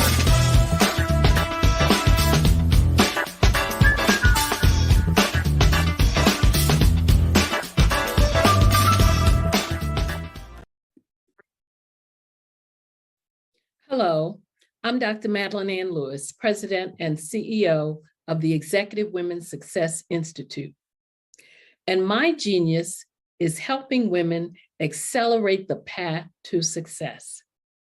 You know, I was blessed to have strong women in my life who encouraged, motivated, and pushed me to do my best and to never even think about giving up on my dreams. So I say to women, we must show up to rise up. We have talents and potential, but who will see them if we don't speak up and get noticed? I know that women are a tremendous resource on this planet, and there is nothing more fulfilling than helping a woman tap into her full potential. I do this because I want to be a part of helping as many women as I can to show up, to rise up. I do this because genius is common.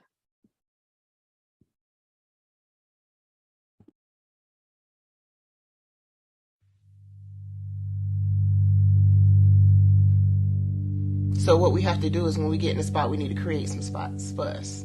That's the main thing. We need to be able to be in a position where we're able to create those spots for us.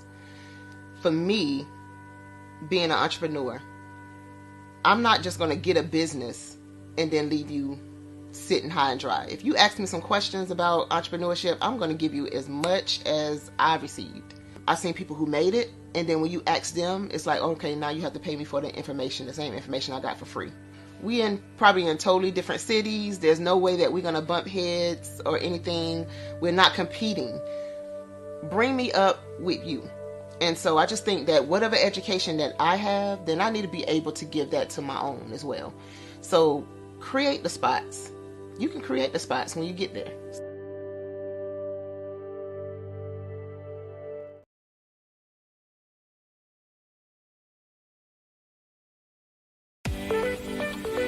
You are in the right place at the right time.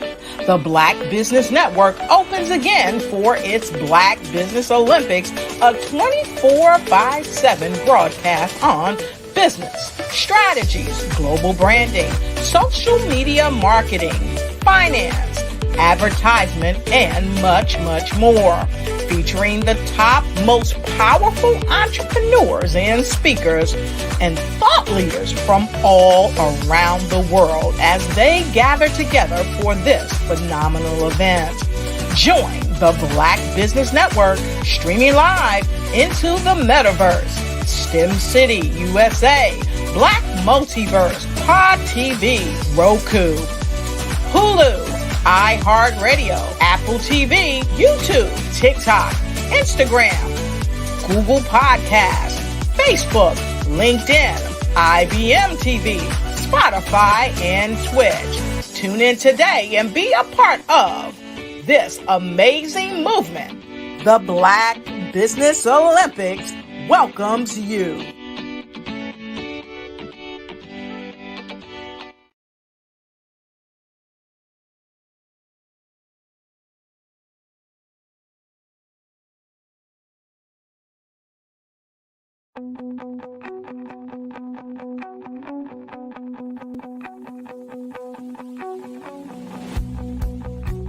I am Black Business.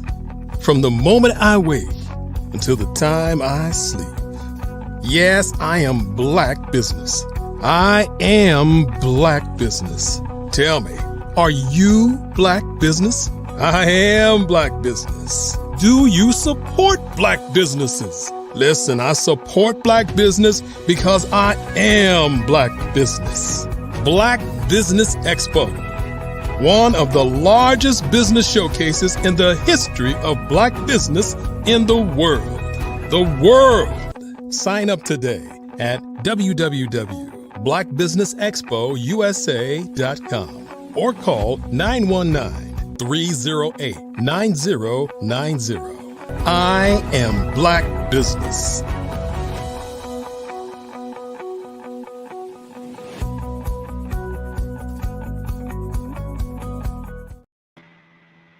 Good morning, and this is the fourth segment of the day. Wow, the three have been absolutely amazing, and you guys have to be ready for this next one.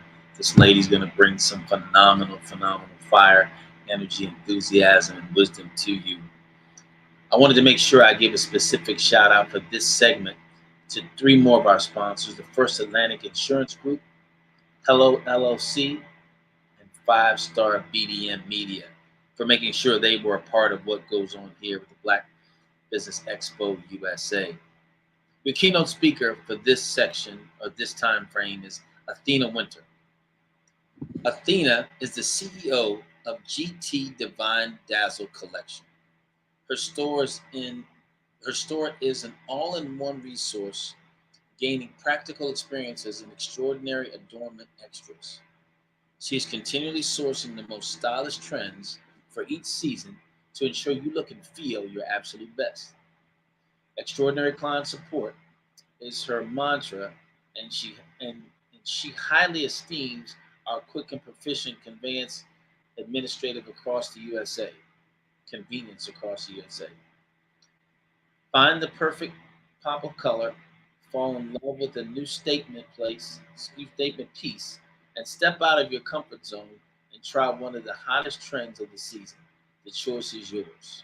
Ms. Winter is going to actually have a fireside chat with Adria Adams. So without any further ado, I want to present to you Athena Winter. Good morning, Athena. Good morning. How are you? Thank you for having me here. Absolutely. I'm excited to have both of you all here. So we're here to hear about Dazzle. We're here to hear about spots of color, how to enhance that. It's not for me, but you know there is someone out there that is actually ready to do what you have, embrace who you are, embrace the mantra behind the elegance that you were going to share here. So Andrea, you take it away, and you all enjoy this next 40 minutes so we can find out how to bling our lives in a different way. Okay, thank you. Thank you so much. Grayson, you're so correct. Athena is such a fire keg. So I'm excited to be privileged, I should say, to be able to have this fireside chat with her this morning. Thank you. Thank you, Andrea, for the opportunity. And Mr. Grayson, I don't just have products for women. I do have pieces for men too. Oh, so men can bling too. Okay. Well, yes, sir. I got to sit here and watch. I got to find out what the men's bling is all about as well. Yes. Okay, so great. Andrea, so Athena, we're going to start. First of all, we did have a beautiful introduction of you. And of course, that cannot tell us everything. Can you just share a little bit with the audience about your background? I know where you're from. They don't. So if you can just give them a little history from where you're from and where you are now and some of your achievements along the way. Okay, no problem. My name is Athena Winter. I was born in Guyana, South America. I am a dedicated mother of 4, a proud grandmother of 2. In addition to my family roles, I am honored to be married to an Army veteran, which has given me a deep appreciation for service and sacrifice. Professionally, I serve as a care navigator in the state of Michigan, assisting individuals with their healthcare journey. Beyond my career, I am a passionate entrepreneur, owning businesses in the jewelry and kitchen essential industries. My life is a radiant balance of family, service, and business. I cherish every moment of this diverse journey. Amazing. Wow. So I'm just excited to dive into a little bit more because you not only have your businesses, but you also work. So can you share from a business perspective, maybe somebody who's working a full-time job, but they want to go into business? Can you share with them how you're able to balance it? And would you encourage them to do the same? I would definitely encourage having a business if you're also a full-time worker. Balancing business and work has to do with time management and discipline. If you don't know to manage your time, you will not be successful of doing this. One way of balancing your time is setting timers. I have timers on my phone that goes off in the 30 minutes increments, and that's how I achieve different tasks and goals throughout the day. It's necessary in today's world to not have what we would say back in Guyana, all your bags in one, all your bottles in one barrel. You want to have different options and opportunities to create generational wealth for your family, especially if you're a mom.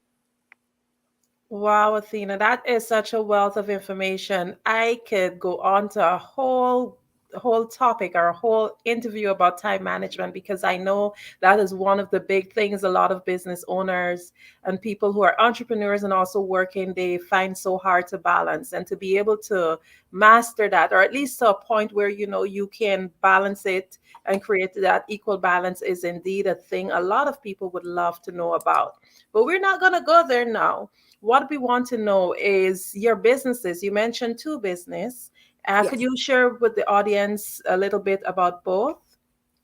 Both of my businesses are in the category of multi-level marketing businesses, because I believe that people want to have that interpersonal communication. And because of the age we're in, again, everything is what we call digital, and we're losing that communication aspect of talking one-on-one with individuals and empowering each other.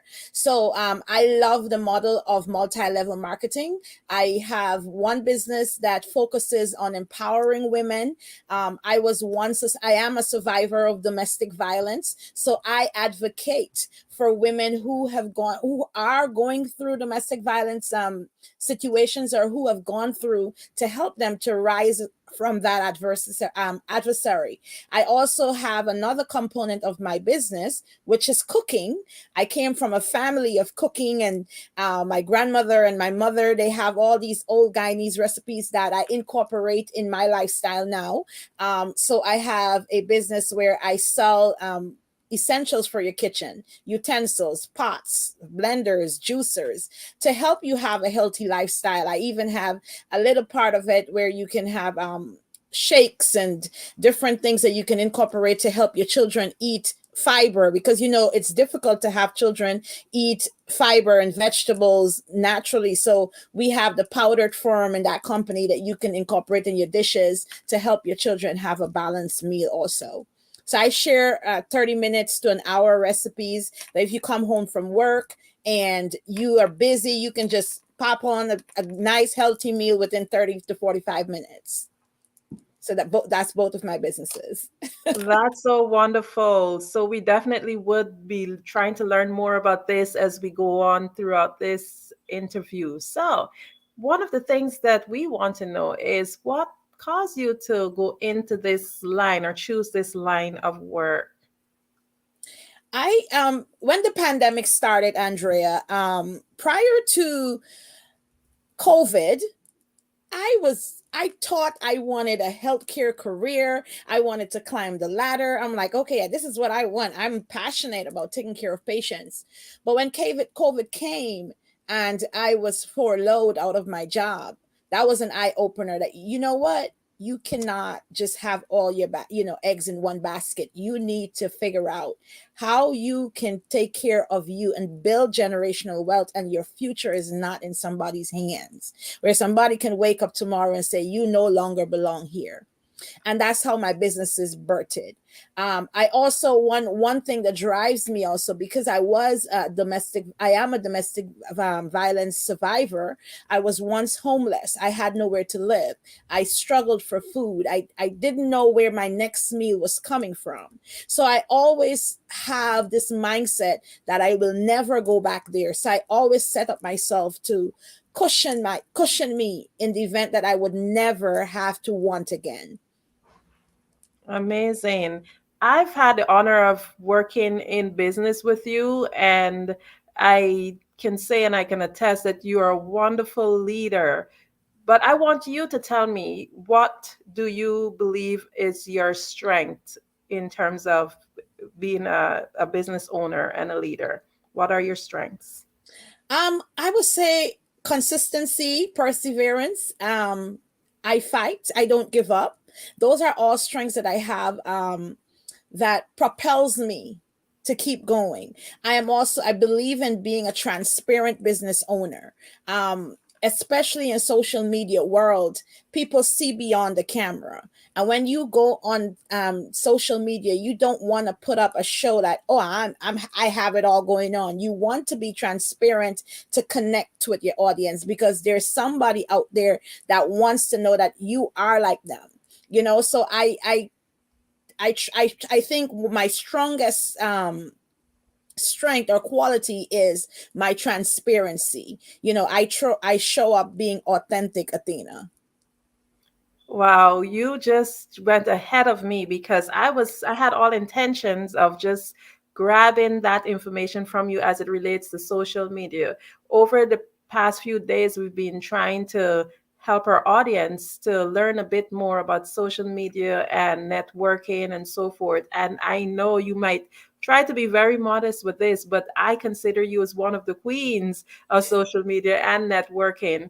So, as a young business person or someone who is not so tech savvy or social media savvy, what could you share with us your journey, how you're able to build your audience and to be able to keep them engaged and so forth? Can you share with us some of your secrets or tips that you can give in order to have a successful social media following? Absolutely. So I have heard people say, Andrea, I'm private. And I want to say this up front, disclosure. You can't be private and have social media accounts. That's not what social media is about.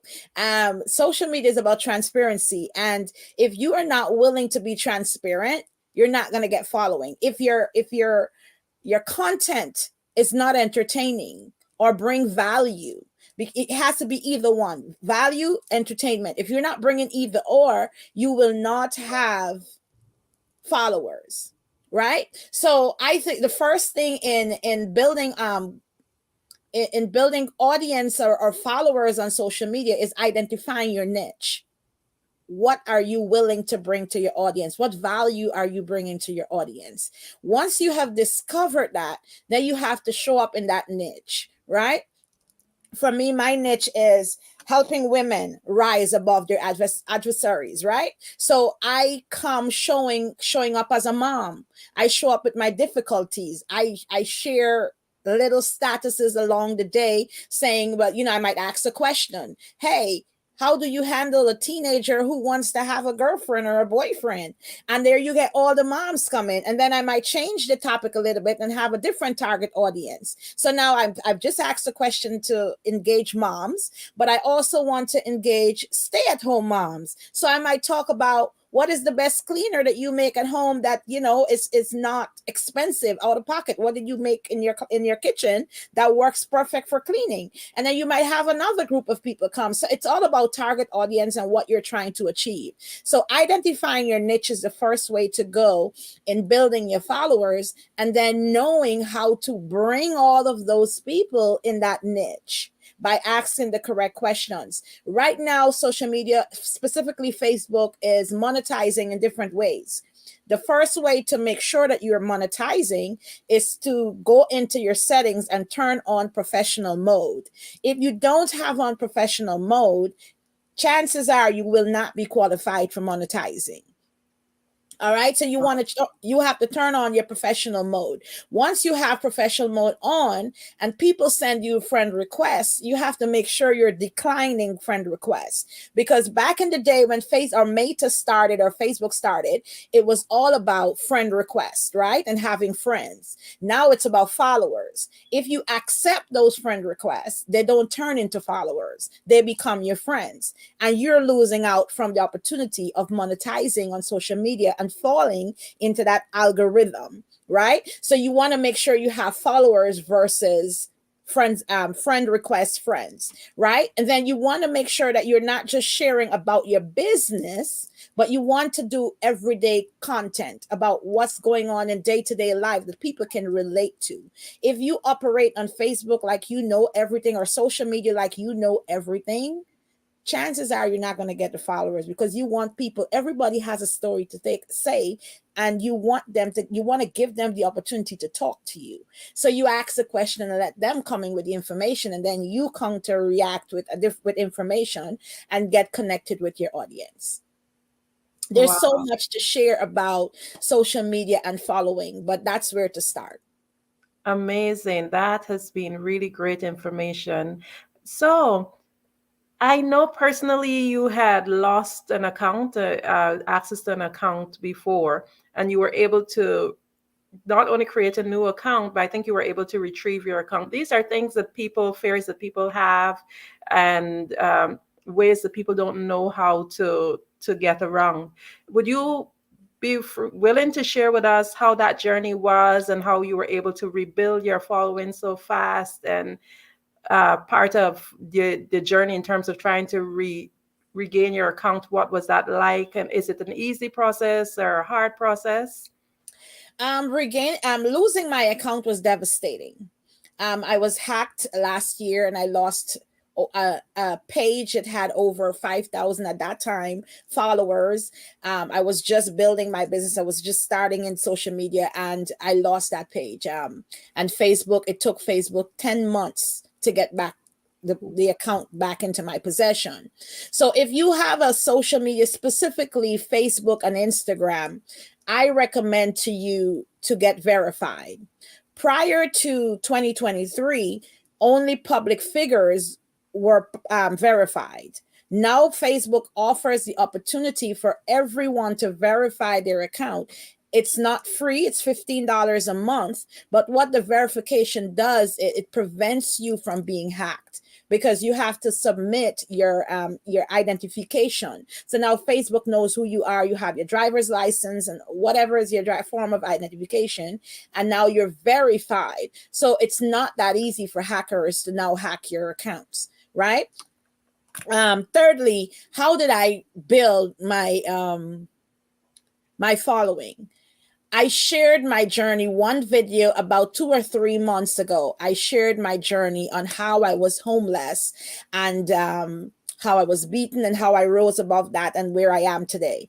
And that video went viral, and that's what brought my following. So I think, again, showing up authentic, showing up and sharing your journey is very important to achieve the following. A lot of people don't want to do that. Working in business and having women in my team, I've heard often, oh, I can't do that. I'm private. I'm not going to share that. I'm just going to work my business this way. And it's okay if you want to work your business this way. Just understand that you're not going to get the results if you don't want to put in what is necessary for social media. Wow, that's amazing. Athena, I know you do so many things, and you're also a coach. Have you ever considered maybe creating a course where you can teach others how to do the same things that you have done? I have thought about it, Andrea, and to be honest, I started and neglected it. But I would definitely consider doing something like that. I believe that my information, people have reached out to me and said, well, why don't you create the course and charge for it? And while, yes, you should charge for your talent, right? The information, or the wealth of information I received, some of it were paid, but then a lot of it, I received it free. And it was because people had videos and people poured into me. So I welcome the opportunity to pour into other women. And you ask me a question, I'm always available to share information, because I believe it's not always about the money. I believe that when you give freely, God will send people in place. You don't always receive the blessing from the person that you give it to. God will send your ram in the bush to always bless you in different areas of your life. So, but I am exploring it. I will explore it at some point. Yes, I'm very sure the audience would love to learn more about how they can build their following. That is one of the main things that people do try to seek now, because that is a way for you to be able to gain income. So, can you tell us what you like most, or what you like most about business? I love being myself, Andrea. I love hearing women say to me, you empower me or you inspire me. I wish I had the strength like you. And even in the times when they say that, I don't always feel strong, but hearing someone say that motivates me to keep going, and I just like the community. Gone are the days where we kind of hide what we go through, because coming from Guyana and coming from my culture, you just don't say certain things in public, but in today's world, I love the opportunity to express ourselves and connect with other women who may have gone through what you are going through, or you are able to pour into them, so I love the opportunity that I'm able to pour into other women and help them build their businesses. Amazing. So, what skills would one have to require in order to be able to be part of the business that you're in? And also, do you have competitors in your field? I am sure every business has competitors, but I believe in my mantra, there's money out there for all of us, right? You have your network, I have my network. There's money in the pot for all of us. So I don't necessarily pay attention to competitors. As far as being qualified for the business that I am in and being a part of my team, before, when I first started network marketing, I recruited anybody, right? In this season, you have to have the mindset, right? It's all about mindset and being coachable. If you are coachable, you will get to the top.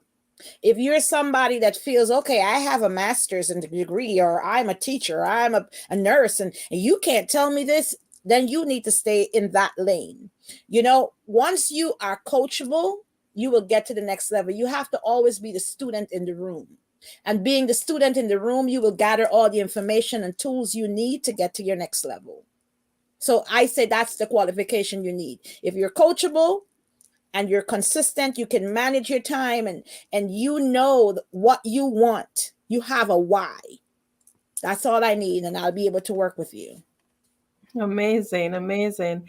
So, with as it relates to social media, I know a lot of people we still can't get enough, because it's like an ocean out there, and you see some people are making it up, and then for the most of us, we're there struggling on the low.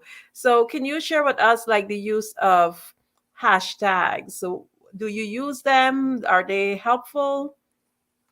They are helpful for your reels. Right now, if you want to grow quickly in social media, it's all about reels. It's all about making videos, turning your content into videos, short videos. Okay. And you have multiple apps that you can use to make your videos professional. You could start off with Canva, and Canva has an option for professional reels, and you can put your content upload your content into Canva and make your reels. It's not that difficult. And you can definitely make, like for me, people think I'm on social media every day, all day.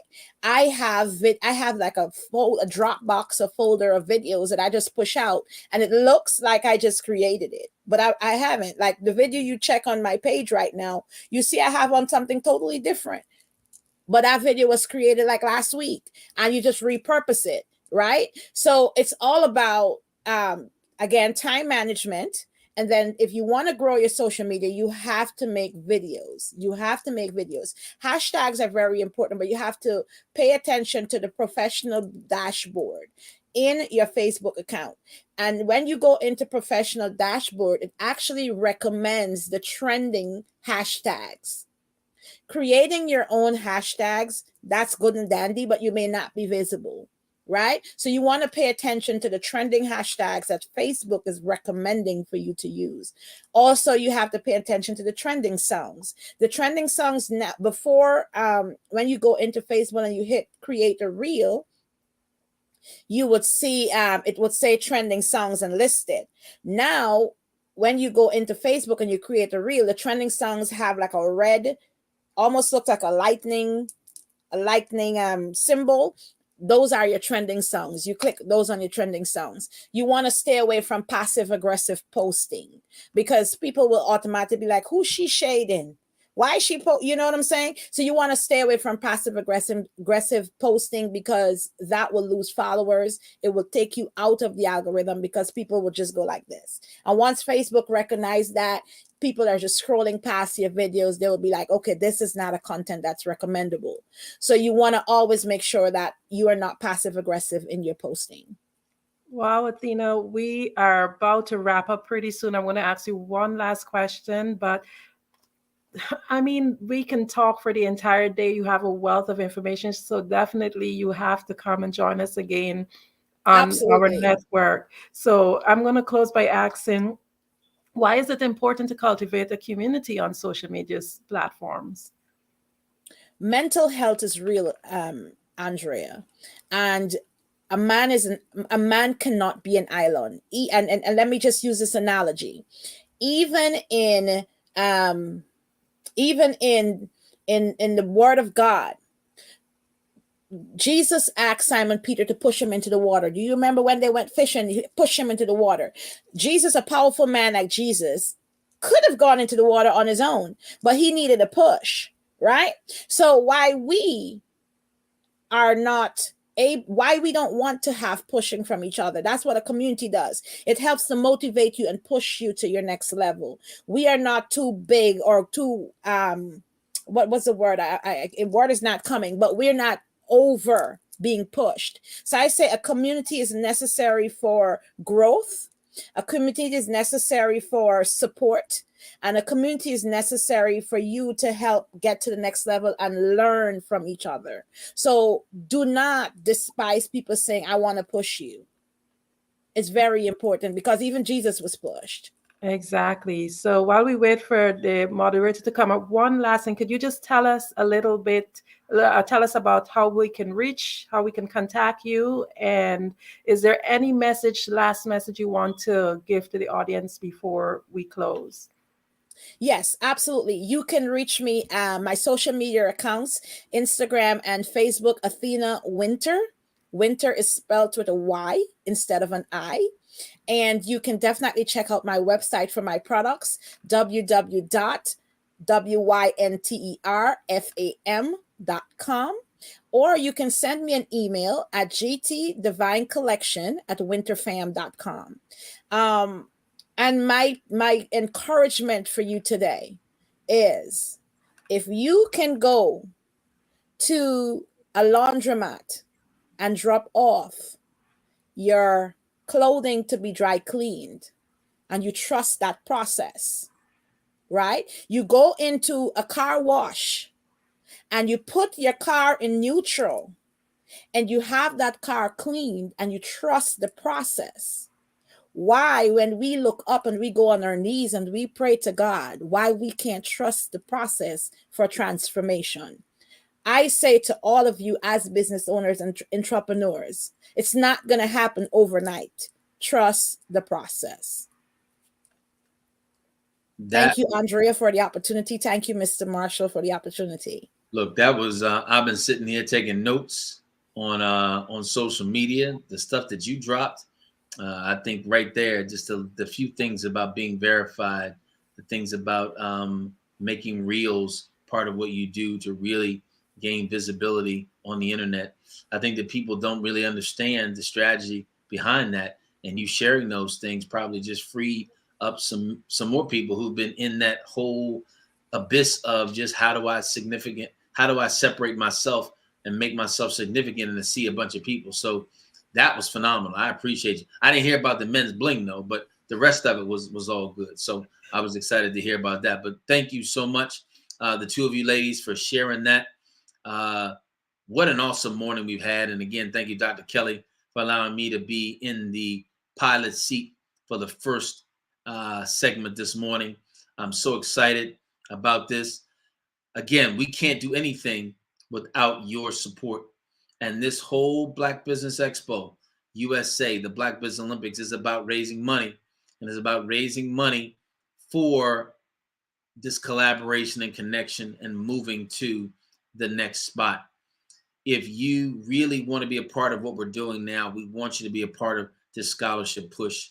Go to blackbusinessexpousa.com and share your wealth. A small donation, as the video says, will help go a long way. And if you're in need of support and you're a young student, they give away scholarships and equipment. You need to go ahead and register at Black Business USA Expo, blackbusinessexpousa.com, and let them know that that's what you would like. Again, we cannot do this without sponsors. And I want to make sure that as I leave, I acknowledge all of the ones that have been so supportive of this venture. First Atlantic Insurance Group, Hello LLC, 5-Star BDM Media, NC 100, Moody Capital Partners, Suede Soul, Lotus Ritchie Coaching and Training, Carolina, Virginia Minority Supplier Development Council, Step Management, Barbara H. Smith LLC, Margie McLean Foundation Incorporated, Genius is Common, Earth Essentials, Mullane Shami Global, Executive Women's Success Institute, The Quality Coaching Company, Superwoman Business Services, Creative Force Studios, Lee Entertainment, Atlantic App Design, Black Business Expo USA. I've been your host this morning, Grayson Marshall Jr., the real GM, and Genius is Common. I'll see you on the other side.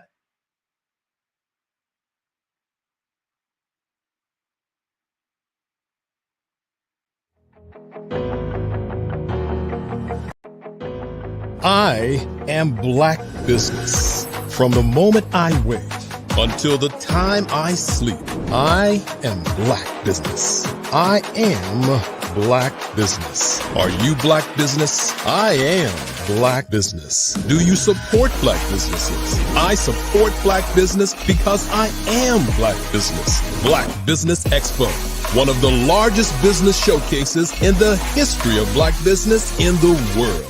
Sign up today at...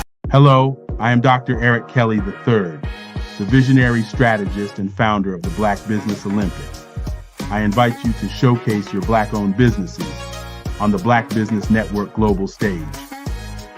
The Black Business Olympics is a global Black Business Network platform that propels Black-owned businesses into the international spotlight. By showcasing your business on the Black Business Olympics platform, you can reach a worldwide audience of potential customers, partners, and investors. You can also establish yourself as a thought leader, an expert in your field, attract lucrative partnerships, and more speaking engagements. In addition, the Black Business Olympics platform provides a valuable opportunity to connect and collaborate with like-minded entrepreneurs and business professionals from around the world. This can lead to new business opportunities, ideas, and relationships. Finally, by sharing your story and expertise on the Black Business Olympics platform, you can inspire and empower others. This is a powerful way to make a positive impact on the world and leave a lasting legacy. If you are a Black-owned business owner, I encourage you to seize the opportunity to showcase your business on the Black Business Olympics platform. It is a once-in-a-lifetime opportunity to make an indelible mark on the world. Be one of the 1,000 visionary entrepreneurs who are changing students' lives, shaping industries, and leaving an unforgettable legacy for their families. Unleash your voice on our global stage and watch your business thrive. Black Business Olympics is one of the largest Black business showcases in the history of Black business in the world. Yes, the entire world. Just give me a call today at 919-308-9090.